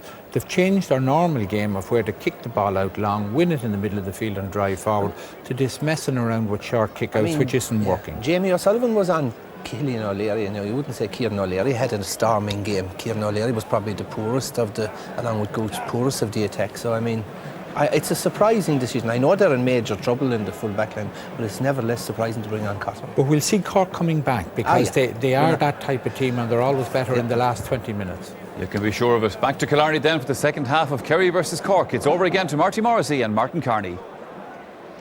Thank you very much, Michael. Yes, quite a surprise actually that Graham Canty wasn't substituted at half-time. Jamie O'Sullivan has been taken off, and Owen Cotter, who captained the Cork Miners to Munster glory 6 years ago, he's now taking up the right corner back position. Graham Canty still seems to be at full back, keeping an eye on what would appear to be Anthony Marr. There you see it. Brian Sheehan actually, that's with Graham Canty right now. Second half underway. Conor Coonahan puts the stopwatch on, as we do, and we look forward to the second half. Declan O'Sullivan, John Miskela operating closer to goal, and the trend continues from what we saw in the first half. He is having a fabulous match, Declan O'Sullivan. And strategically, tactically, you have to credit the team manager for Kerry. Jack O'Connor has got it right so far. So far, and it looks as if Graham Canty has gone out centre half back and they've put Miskela back into full back, which again is quite strange. John Miskela, that's to my knowledge from watching games, has always played as a wing back rather than a centre back, but most definitely, surprisingly enough, not a full back. And Declan O'Sullivan is at the moment playing full forward with John Miskela staying with him. Aidan Walsh. Pierce O'Neill. Foul. There just seemed to be a hand out. David Coldrick did blow his whistle. Anthony Marr protests. But it is going to be a free. Some would say a soft free for Cork. And they need everything that's going at the moment to get back into the game. Yes, it has amazed me how passive and how tentative they have been all day, and I think they've been authors of their own misfortune in many respects, in the sense that from the goalkeeper out, I mean, some of his kickouts have been just very difficult to fathom. When they had the strength in the middle of the field, they should have used more often. Daniel Goulding takes the free, takes the opportunity to get his third point of the match. Now, what can this man do? What can he change? He's brought in Owen Cotter instead of Jamie O'Sullivan, but Conor Coonahan above all else knows what it takes to win 2 All-Irelands back-to-back, because he has 2 All-Irelands back in 1989 and 90, and his team are in serious trouble and were right from the beginning, and as very much authors of their own misfortune. Perhaps they can show the sparkle. Pierce O'Neill slipping the ball through. Chance here for Goulding. Nice turn. Good score. 4 points for the corner forward, and this is a little bit better from Cork. And remember, Cork playing against the breeze in the second half. But I want to emphasise that the wind is not a major factor, because it is a beautiful afternoon here. Yeah, and again, that came as a consequence of direct running by Pierce O'Neill at the Kerry defence, something that in the previous round I think Limerick had a little bit of success with. Maybe Cork will try more of that in the second half, or in trying to cut into the Kerry lead. Noel O'Leary is tying the laces, and the referee is allowing him the opportunity to do so. 28 years of age since last month. Takes his position, and he's now marking Kieran Donaghy. And the Kerry tactics of moving players around all the time has worked. And the slightly smaller Noel O'Leary is entangled with Kieran Donaghy, and there is a boot being moved towards Noel O'Leary, and Noel O'Leary has gone down, and the crowd have reacted. Now, has Cormac Riley, the linesman at this side, seen what happened, and will he inform David Coldrick? Noel O'Leary was holding on when the ball was gone, hanging on to Kieran Donaghy, and there was an exchange and there was movement of the boot. Let's just watch this again. Yes, just after the ball goes. After the ball goes. Yeah, he lets his leg back, he certainly puts his foot back and stamps on Noel O'Leary. And the referee, David Coldrick, having been informed by his fellow Meath man that this is unacceptable, and Kieran Donaghy will get a yellow card, I'm pretty sure. David Coldrick is not a man that gives out red cards willy-nilly. And while the Cork fans may protest, Kieran Donaghy rightly gets a yellow card. Noel O'Leary and Kieran Donaghy exchange words. I don't know if they're at the friendly fire, to be honest with you, but there was an acknowledgement. But certainly Cork needed something to ignite their passion and get them going, and maybe that incident is something that might get it, because throughout the first half they were very passive, very tentative, and just not like what you would expect of All-Ireland champions. Cork player down injured. I was watching the replay and keeping an eye on Noel O'Leary and Kieran Donaghy, so it's hard to see exactly who this is.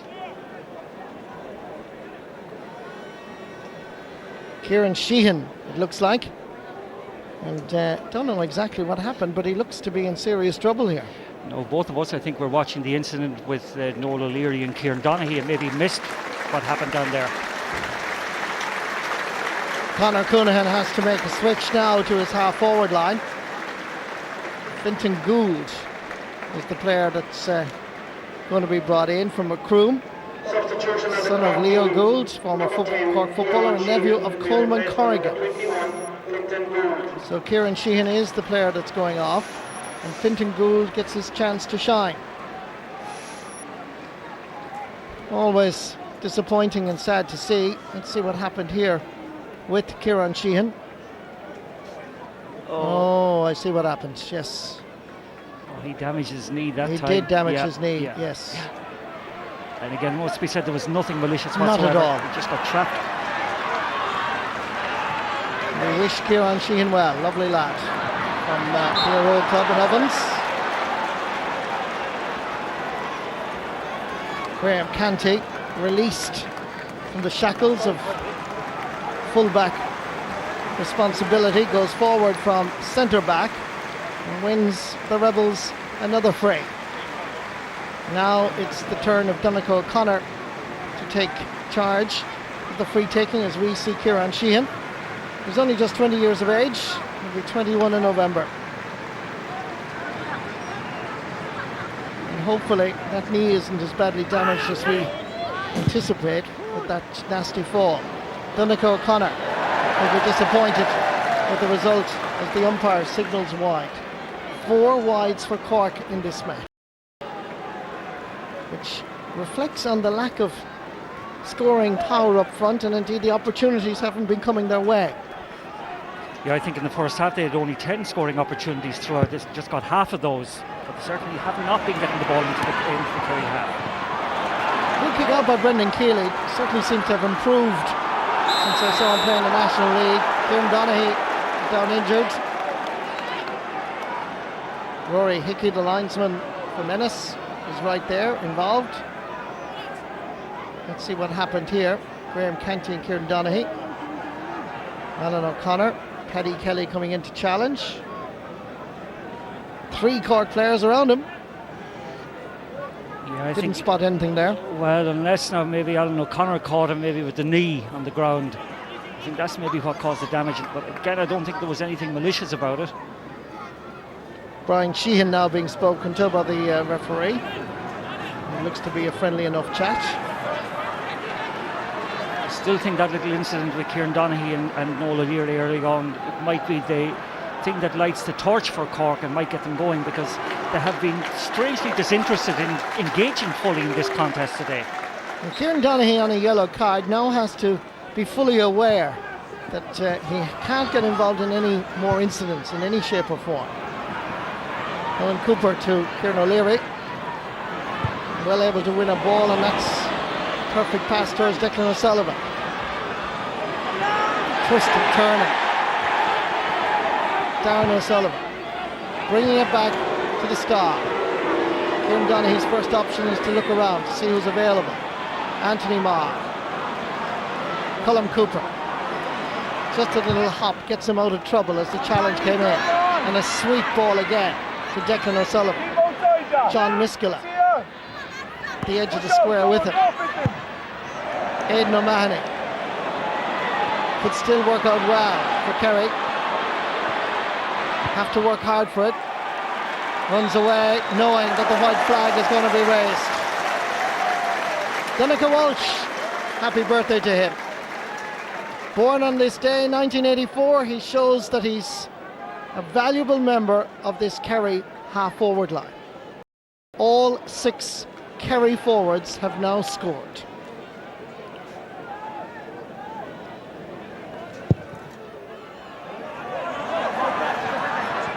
Aidan O'Mahony goes back to gather. Donnacha Walsh, undecided, lays it back. Challenge on Shane Enright was over the top. Free is quickly taken. Brian Sheehan chasing back as Alan O'Connor. Sheehan is confident that he can score from here. It's high. and it's straight between the posts. Second point for Brian Sheehan. And Kerry's performance may not have been as awesome as we saw in the first half, but they have maintained such a high standard. This was Donncha Walsh battling hard against Noel O'Leary. He did really well under pressure. Aidan Walsh, Paul Kerrigan steps away from O'Mahony. O'Mahony doesn't give up. Still Kerrigan. Oh, Paul Kerrigan did really well. Kept cool under pressure. Knew exactly what he was doing. Made an angle. And when you look from that camera position, he had only one intention ever, and that was to score this point. Yeah, so many of the Cork scores have been a consequence of individual brilliance rather than great teamwork, whereas the Kerry scores, if you just go back through them and look at the quality of the build-up to them, they're in complete contrast to the way Cork have played. Knocked down by Donaghy. Unexpectedly, Kerry are really doing well at midfield. Paddy Kelly. Alan O'Connor has gone forward. So too Paddy Cassan. Still O'Connor. Slips one through to Pierce O'Neill.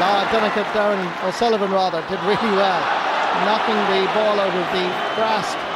And in the subsequent follow-up, it's going to be a free for Cork, and there's another Cork player down injured, and he seems to be in a bit of pain as well. Let's see what happened here. That was a lovely little rob by O'Sullivan. Great Hefty rob, challenge. Hefty challenge by, I think it was Shane Enright, wasn't it? Yeah, and Paddy Cassan. And Paddy seems to be in trouble here following this challenge, because he immediately said to his colleagues to get help. The knee is the problem. There was a clash of knees or something there. It's very painful thing to get. Had a wonderful season last year, Paddy Cassan from Clyde Rovers. First made his appearance when Larry Tompkins and before that Billy Morgan were in charge of Cork. Debate along the sideline. No such debate for this man, who coolly, tactically, has got the formula right for the kingdom. Daniel Goulding. Should be an easy enough one. Now has scored 5 times in this match.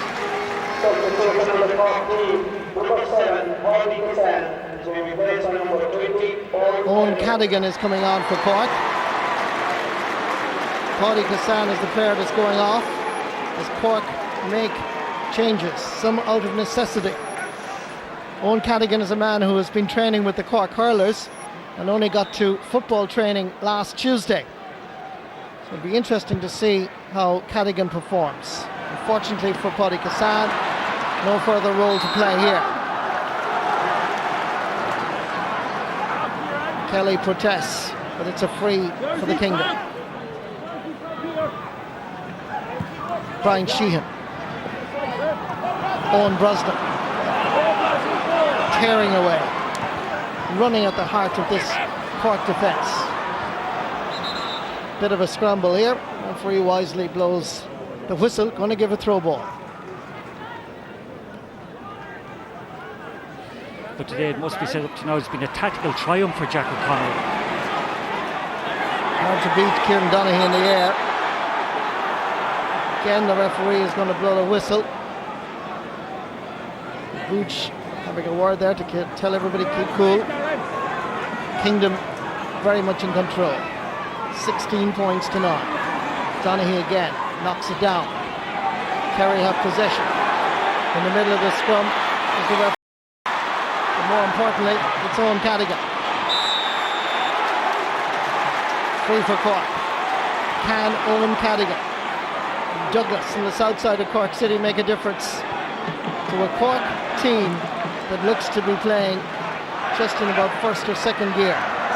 Graham Canty, released from full back, looks far better going forward from centre half back.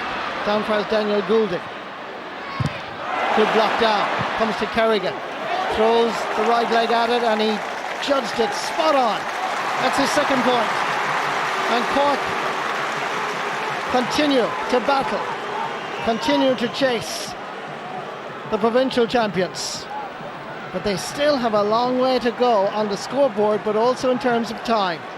Just about 20 minutes. It certainly gives them hope. I think they've got the last 3 scores, 3 very good points, it must be said. But Cadigan's introduction, I think, has given them a little bit of a lift. And throughout the field, I think maybe I noticed they're trying to get each other going. For some reason, they've been huge, very, very passive today. There hasn't been any of the bite that you would have associated with, with reigning All-Ireland and league champions. It's hard to understand that, Mark. I mean, Cork and Kerry is a different mix. Whatever about when Cork play other counties, they have that same thrust and same determination when they're playing Dublin, for instance. But Kerry, it's really, really special to them. Yeah, and again, from their point of view, they're coming in here as All-Ireland champions. You would think they wanted to confirm their status as being the top team in the country today and add to their achievements. But I think today, Kerry, the sight of the red jersey and the amount of negative pre-match publicity they got really rankled them and provided motivation and momentum for them, and they rose to the challenge today. Certainly up to now they have risen to the challenge and have been by far the superior team. I think we should emphasise as well, Martin, the role of Colm Cooper, because the word here in Kerry is that they really want Gooch to be an All-Ireland winning captain. He's admired by everybody here in the county, and the players have responded. His leadership on and off the field, much to be admired. But can Kerry do all of that? They have to win the provincial title first. It's the first step. Will Cork be heading towards the qualifiers? They've gone that route before successfully. Still plenty of time before all those decisions. 18 minutes to go. 6 points between the teams. And Kerry are introducing a substitute. This is Barry John Keane from Kieran O'Rahilly's, and he is replacing Kieran O'Leary. Tralee man for a Killarney man.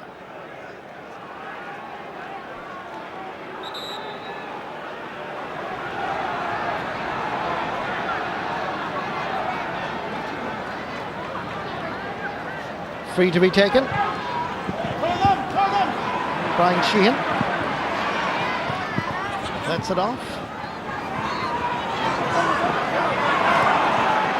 Good work by Darren O'Sullivan. Paul Kerrigan is back there.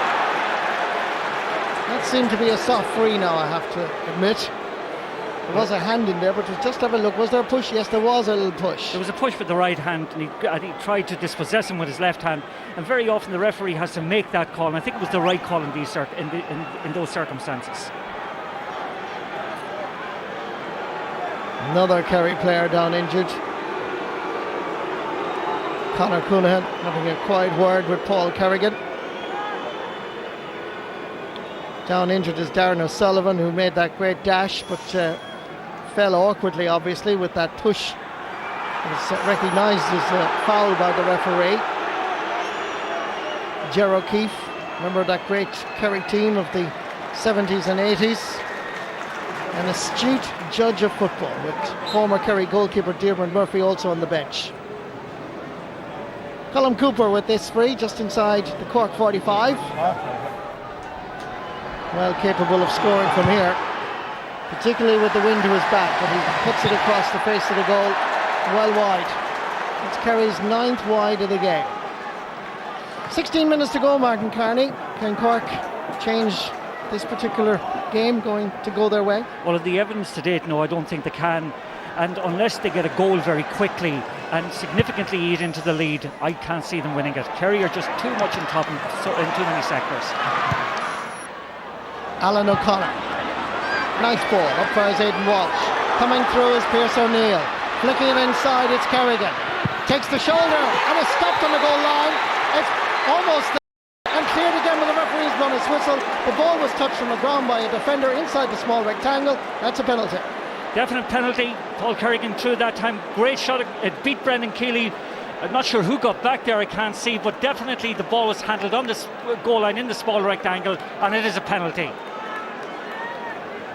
I think, is it Mark O'Shea? Mark O'Shea. Yep, Mark O'Shea got back. Good move by Cork. It's their first and only opportunity of a goal. Was flying into the net, only to be stopped on the line by Mark O'Shea. It's a heroic bit of defending, but we just said a moment or two ago that Cork needed to get a goal very quickly if they were to come back into it. Maybe this is the opportunity. 15 minutes to go in the Munster final. Donncha O'Connor facing Brendan Keeley. O'Connor is good at these, and he crashes it into the net. The All-Ireland champions are back in the Munster football final. Is this the wake-up call? After 55 minutes, O'Connor's finishing impeccable, giving Brendan Keeley no chance. Well, they were in a life support machine up to now. All of a sudden they've got the injection, and maybe now they'll drive on from here. Aidan O'Mahony under pressure. Alan O'Connor gets away from the challenge. Chased, pursued by Fintan Gould. Bit of afters from Aidan O'Mahony, and the referee was there. Cormac Riley, the linesman, again keeping the referee informed. Almost 11 minutes since Kerry scored. Kerry going to introduce a substitute. Brian Sheehan is going off, and coming on is Micheál Quirk. Bit of a surprise. Sheehan have been playing very well, and he's so important from long range kicks as well, free kicks. This is a surprise to me. Pearse O'Neill. Owen Cotter. John Miskella. Freed again from fullback duties, as Graham Canty now seems to be at the edge of the square. Free for Kerry. We'll go back to the National League final where Cork were well done against Dublin late into the second half and just kept nibbling. They kept patient, didn't panic, and won it at the death.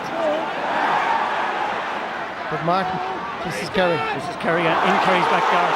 Perhaps this is the moment for Cork to register another goal. It's Alan O'Connor who takes the point instead.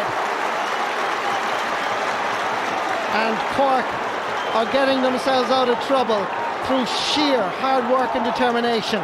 It was O'Connor that intercepted this pass, climbed through the middle. There was just a moment there where perhaps if he continued on, he might have done better.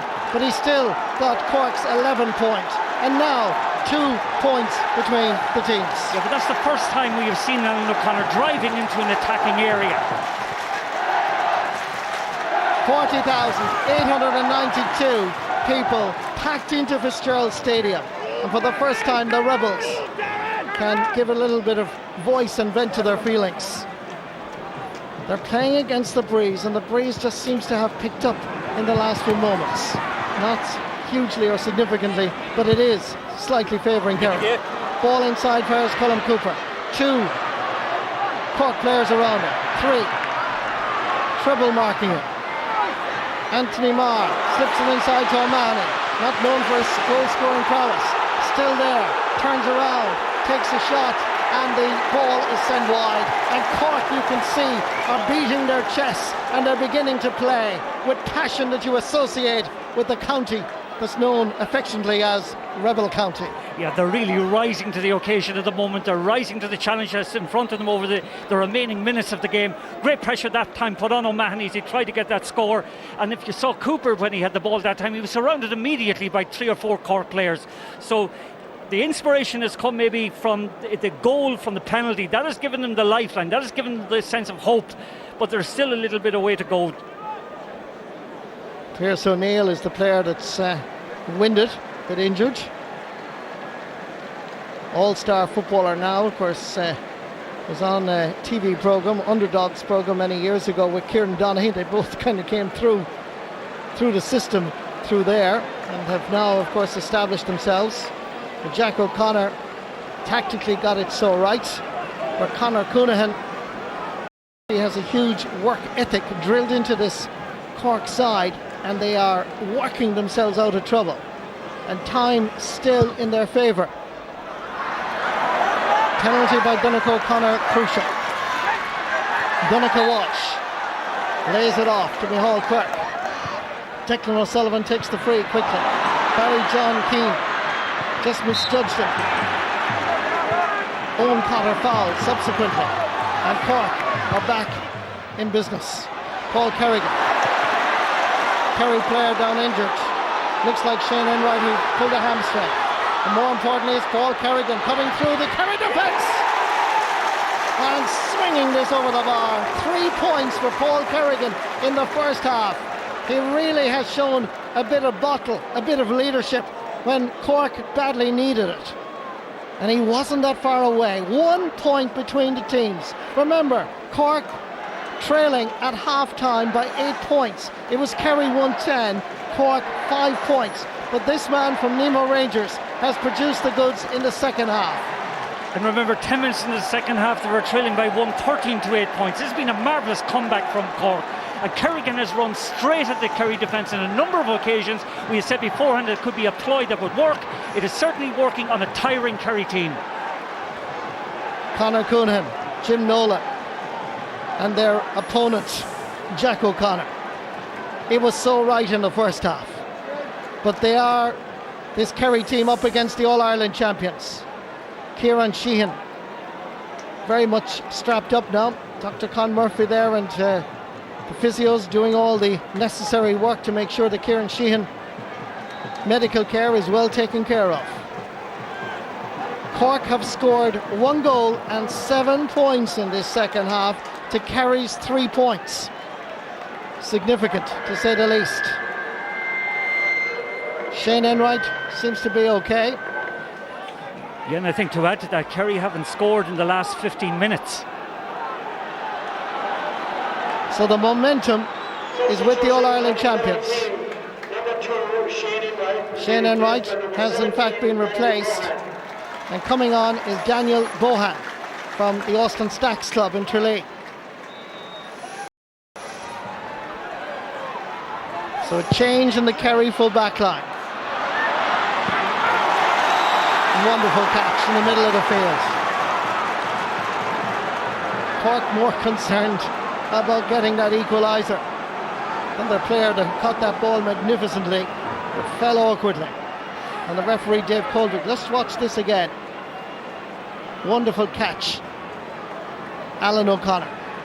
Wonderful piece of fielding by Alan O'Connor. Micheál Quirk caught him a little bit awkwardly. No malice involved in whatsoever, but he just twisted badly as he fell.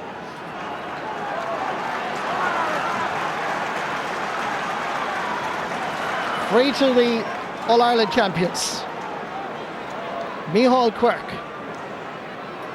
substitute for Kerry at midfield. Surprisingly in our eyes, because we would have felt Brian Sheehan was doing well. Fintan Gould, Paddy Kelly, back to Fintan Gould, running at the Kerry defence again. Back outside to Aidan Walsh. Is he the man to score the equaliser? It's swinging left and wide. 5 wides for Cork. They haven't missed that many. No, they haven't missed that many, Marty, but that was a good opportunity had he kept the move going. I think he was a little bit imprudent to actually have a go himself. There was an overlap. Had he seen it, he maybe should have exercised that. What has changed the game in Cork's favour, Mark? Well, I think there's been a few inspirational points by Paul Kerrigan. They have run a little bit more at the Kerry defence, but around the middle of the field, they're getting more ball. Alan O'Connor getting there ahead of Anthony Marr. It's Marr that is fouled. Mark O'Shea thought about taking it quickly. Kerry, remember, playing with a slight wind advantage in the first half. Barry John Keane misses the ball again for the second time. Getting back there was Owen Cotter. He did well. Graham Canty. Over this side, Fintan Gould. Macroom man, very close to the Kerry border. Will want to impress. Pumps it into the space. Aidan Walsh to gather. Almost got there, but failed. Sideline ball for Kerry. Quickly taken. Donncha Walsh. Micheál Quirk. And towering in the middle of the field. Needs a little bit of support. Alan O'Connor comes in to challenge. Quirk gets ball, flicks it across. And Kerry go forward. Killian Young. Alan O'Connor with him. Declan O'Sullivan makes himself available.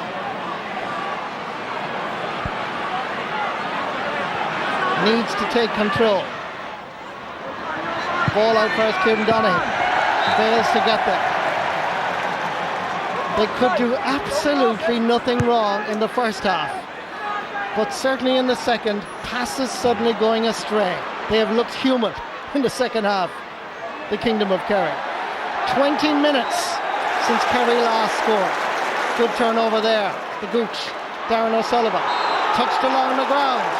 See what I mean? Yes, they're tiring, and you can't underestimate the heat there. And I think the effort that Kerry put in the first half has really sapped their energy, took an awful lot out of them. As the boys said in studio at halftime, they should have been more ahead, and now they're suffering a little bit out there. And that significant point that you made, Martin, about Cork against Dublin in the league final, it looks like at the moment that Cork have that momentum to produce it again, which is tremendous achievement if that's what happens. But they have to do it. Here's Alan O'Connor laying it off. Still Alan O'Connor. Aidan Walsh is inside. Gives it chance here. Off the post. Oh, how close for Cork. My word. Goalkeeper beaten. Wonderful opportunity here. Here's for John Miskela. Poked a toe in it. Off the post and out. Why didn't he go for the score himself and just punch it over the bar and equalise the game? He put the ball to a player in a worse angle than himself. Miskell, in fairness, had the shot, but that was a bad miss. James O'Donoghue is on for Darren O'Sullivan. And I think this is a factor probably we should emphasise, Martin. Kerry do seem to be a little bit tired. Well, they're tired, but it must be emphasised again to the viewers. It is extremely humid, extremely warm out there, and their effort and the quality of their play, the imagination, the verve and the pace that they put into the game in the first half, I think has taken its toll. Diarmuid Murphy advising Jack O'Connor. I think Kerry would win this easily, considering the first half performance. Great catch by Donegal Walsh. Kerry now hold on to that slender lead. The Kerry team without Tomás O'Shea, without Paul Galvin, without David Marr, but showing tremendous character. Referee has blown a whistle. Looks like he's going to give a throw ball here. Approaching the 68th minute, 2 to go, Martin. 2 to go, but the efforts by the Cork player over the last 10 minutes has been really commendable. They're forcing Kerry into mistakes. Their intensity is so much in contrast to what was there in the first half. They're really applying themselves like the All-Ireland champions that we would expect to see. Fantastic setting, really, Fitzgerald Stadium, and with 2 minutes to go, nobody is worried about traffic jams or getting home early. This is to be savoured. Vintage performance by Kerry in the first half, and you have to applaud the All-Ireland champions for working tirelessly despite playing poorly. They are very much in contention. There's a minute and a half or there to go. There'll be injury time added on. And remember at the very beginning, we did mention the word draw. Replay. Yeah, remember 2010 they drew and then 2009 they drew. So why not have a draw again this year? Maintain the sequence. 4 out of the last 6 matches have ended in draws between Cork and Kerry. Alan O'Connor surrounded. That momentum, that force is now with the All-Ireland champions. But they have to produce at least one more score. Look where Graham Canty is. Can he be the man? Daniel Goulden, difficult enough angle. Should be keeper's ball all the way. Lays it off this side. As Kerry take the challenge forward. It's going to be Hall Cork. Good defending. Cork ball. And full credit this time to Owen Cotter. John Miskell being taken off, and Dennis O'Sullivan is coming on. Dennis from Ballinascarthy had a wonderful league campaign. Blondie-haired lad, there he is, and he takes over from John Miskell. We are now into injury time.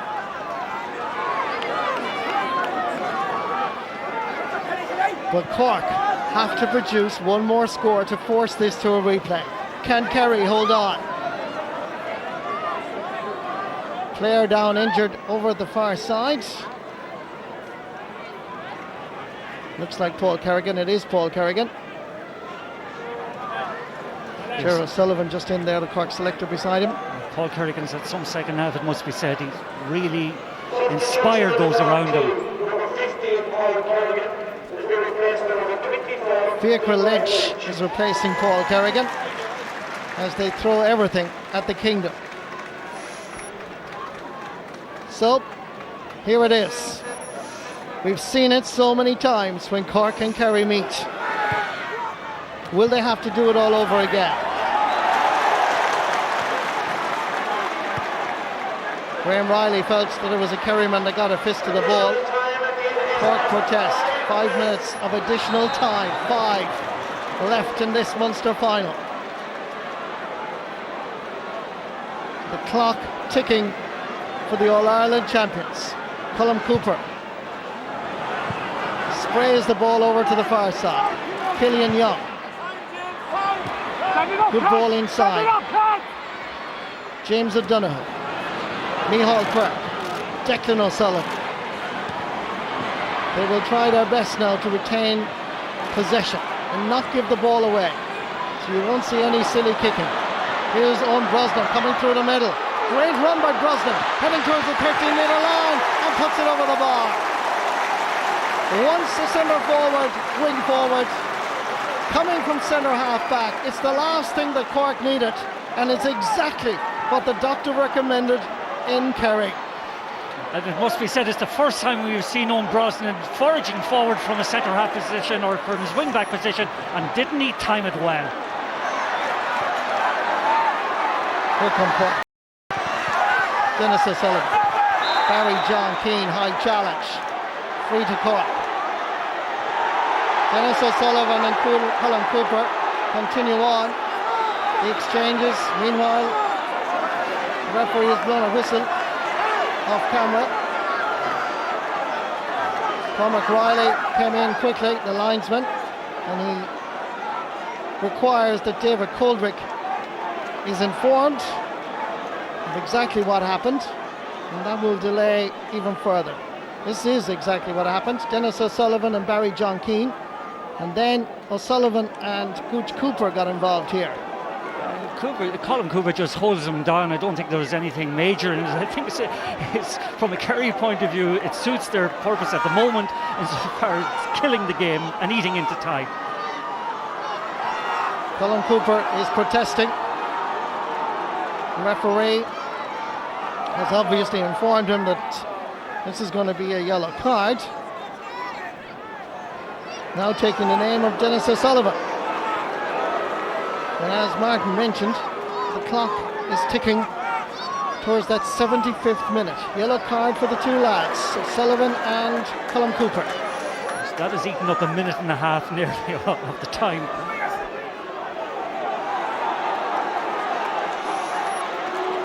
And the verbals continue. Tension palpable in Fitzgerald Stadium.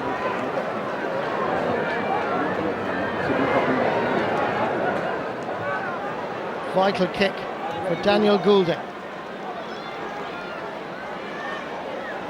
Pretty sure he'll do his best to put this over the bar and allow the opportunity of the equaliser if time is sufficiently given. And that ball is driven wide.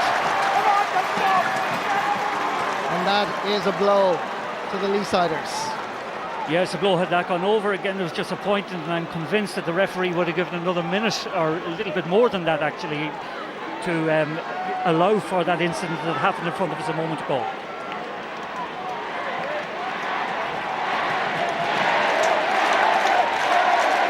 Kerry supporters get behind their team. Kieran Donaghy goes up with Graham Canty. Going back, Noel O'Leary. Dennis O'Sullivan calls for it. Colm Cooper comes out to try and prevent him going forward, unchallenged. Michael Shields. As Kerry go back. And they're there in sufficient numbers to prevent Cork gaining any ground. Look where the captain is. Good play by the Kingdom. counter-attack is now on. Aidan O'Mahony into the space. James O'Donoghue make a name for himself here. The Legion man from Killarney ensures that Kerry must be now the Munster champions for 2011. Cork gave it everything. Far better second half. Mark O'Shea intercepts and lays it back. Declan O'Sullivan, the man who scored 5 points in this match. 4 in the first, 1 in the second, and it's rather appropriate that Declan O'Sullivan has the match football after a very impressive opening half. Jack O'Connor and Conor Coonahan exchange greetings and handshakes. Look what it means to the Kerry lads to beat Cork in a Munster final. Sometimes they say the Munster Championship doesn't matter, it's all about the All-Ireland. You can't say that to a Cork man or woman, or indeed a Kerry man or woman, because today, in front of over 40,000 people, this Munster final was something to be remembered. Full-time score in Killarney, Kerry 115, Cork 112. Stay tuned to the Sunday game. We'll be right back after the break.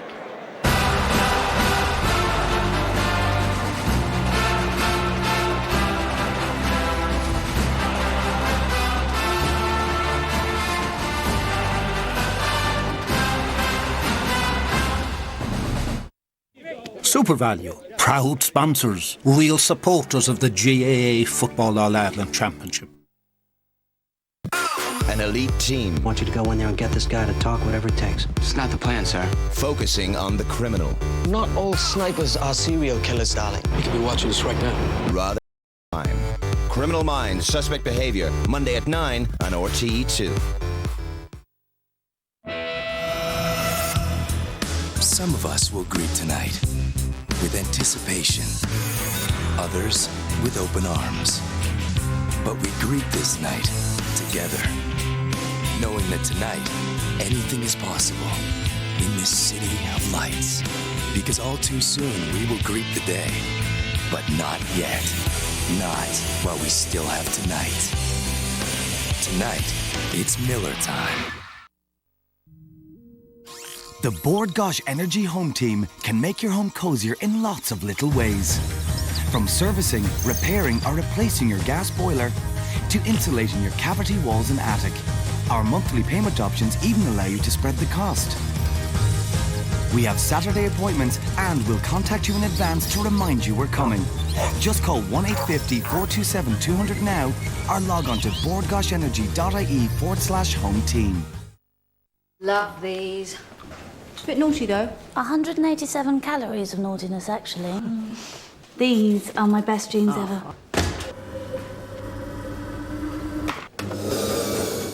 Oh my goodness! Uh-oh. I'll never be able to fit into those. No. Maltesers, the lighter way to enjoy chocolate. Different. Be inspired by whatever. Whatever leads the way. Changes direction. Whatever surprises, thrills, sparks. Whatever's magnetic. Whatever is just the beginning. Whatever, it's your turn. Hugo Just Different, the new fragrance. Just talk to her, man. She won't understand me. Hey, didn't Louise do Spanish for a junior cert? I'll give her a call. Hey, sis. What? Yeah, how do you say, where are you from in Spanish? Eres sin hogar? Hola, eres sin hogar. How do you say you have a lovely smile? Me gusta tu... Odontología. Tus orejas son deliciosas. Quiero un kilo de tomatos. I'm sorry, I have no idea what you're saying, but I just love your Spanish accent. Gracias. Now Meteor has no roaming charges in Europe, so you pay the same as you would at home. It's the Fusion Pro Glide Challenge. Woo! Hello, buddy. How's your shave? Sometimes it snags. It's grabbing the hair too much. See how shaving may cause uncomfortable tug and pull. That's why Gillette is introducing new Fusion Pro Glide. Wow, it just doesn't pull. That's gliding. Now Fusion Pro Glide has been engineered with Gillette's thinnest blades ever, so it glides for less tug and pull. Turns shaving into gliding and skeptics into believers. Well, good shave. New Fusion Pro Glide. Take it, come on! You got bigger. All right, all right. Excess stomach acid causes heartburn and indigestion. Rennie turns excess stomach acid into water and other natural substances in just 2 minutes. Experience more. Aircon, proud sponsor of the GAA Football Championship.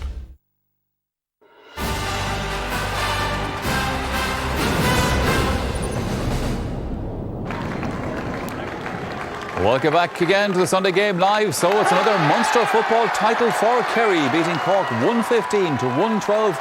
And there's their happy captain, Colin Gooch Cooper.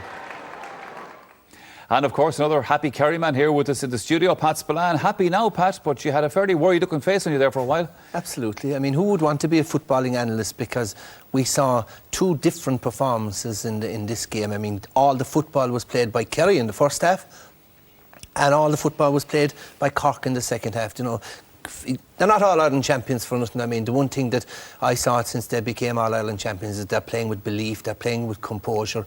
Coonan made the right switches. He brought Canty out to the half-back line. They took over midfield. They drove at the Kerry defence, and they were damn lucky and probably unlucky not to have got a draw.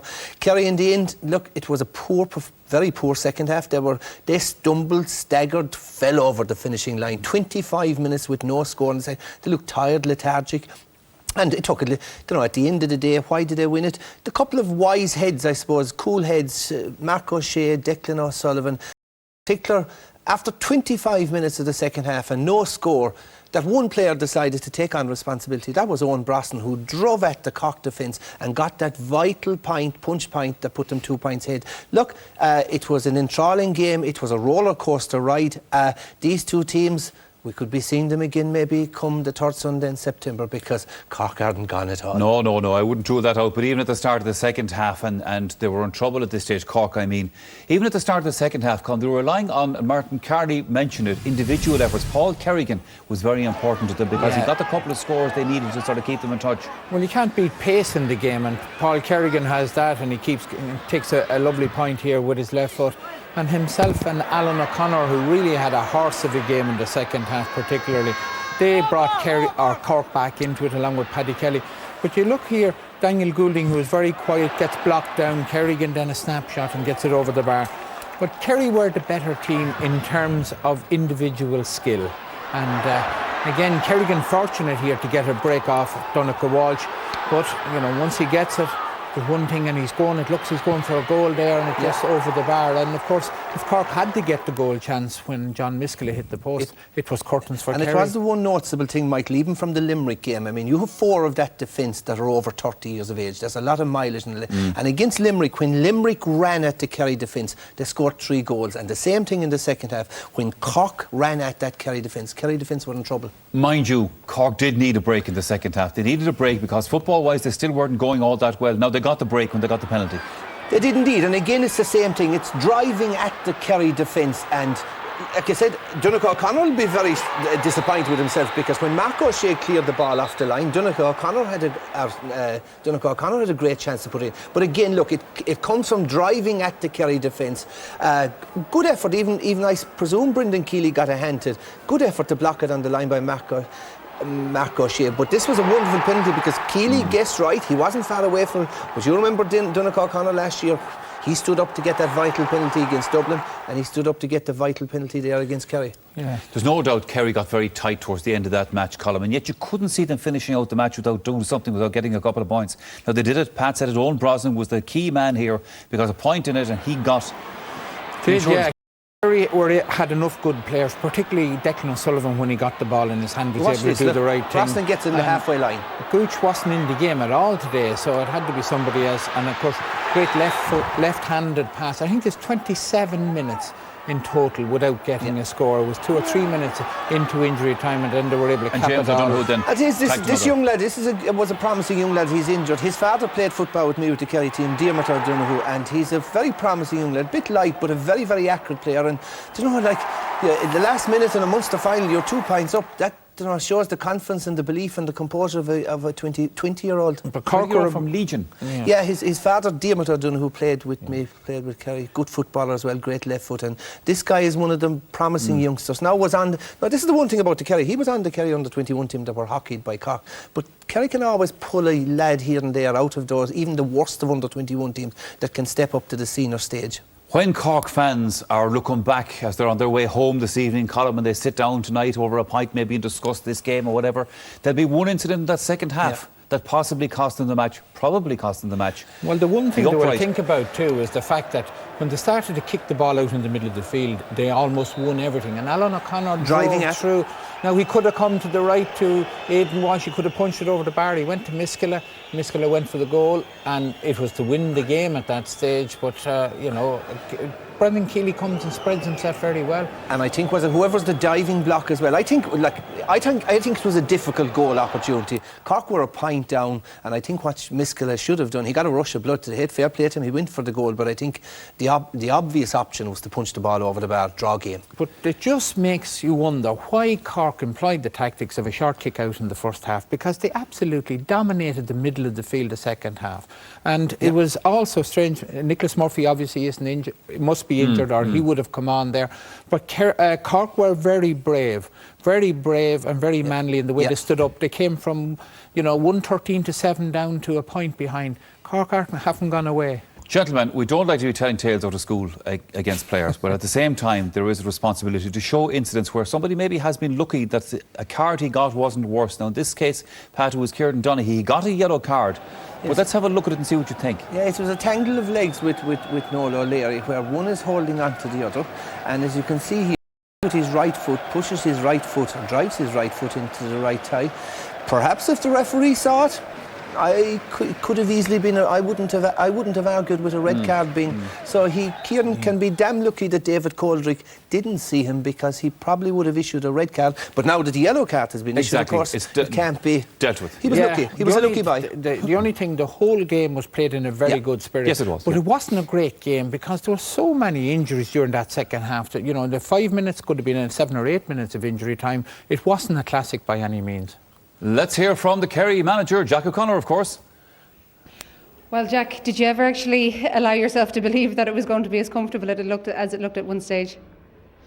No, we knew well at half time that there was a kick in Cork. I think they didn't come out of the blocks in the first half. We came out a bit quicker, and we had spoken about that over the past few years we had allowed Cork to get into the ascendancy early on, and we had been chasing them. So we were adamant that we'd put it up to them this time and set the pace, and we did that. But we were playing against a bit of a wind in the first half, and it took a lot out of us. And I thought I'd show the stages in the second half that we just ran out of legs a little bit, and Cork were always going to come back at it, and they certainly did. Yeah, is that what you think the difference was between the first and the second half? The heat and just exhaustion among your players? Yeah, well, sure, they keep telling us the outfields are too old, so maybe it was old age and a bit of the heat, but it was very hot out there. And but it was a great game for us, great game for Cork as well. That game was in the melting pot. There was just a point and a couple of minutes to go, and we just dug it out and got a couple of points on the break. And maybe a bit lucky. I think Cork had a great goal chance there that if it had gone in, they'd probably have won the game. Overall, delighted.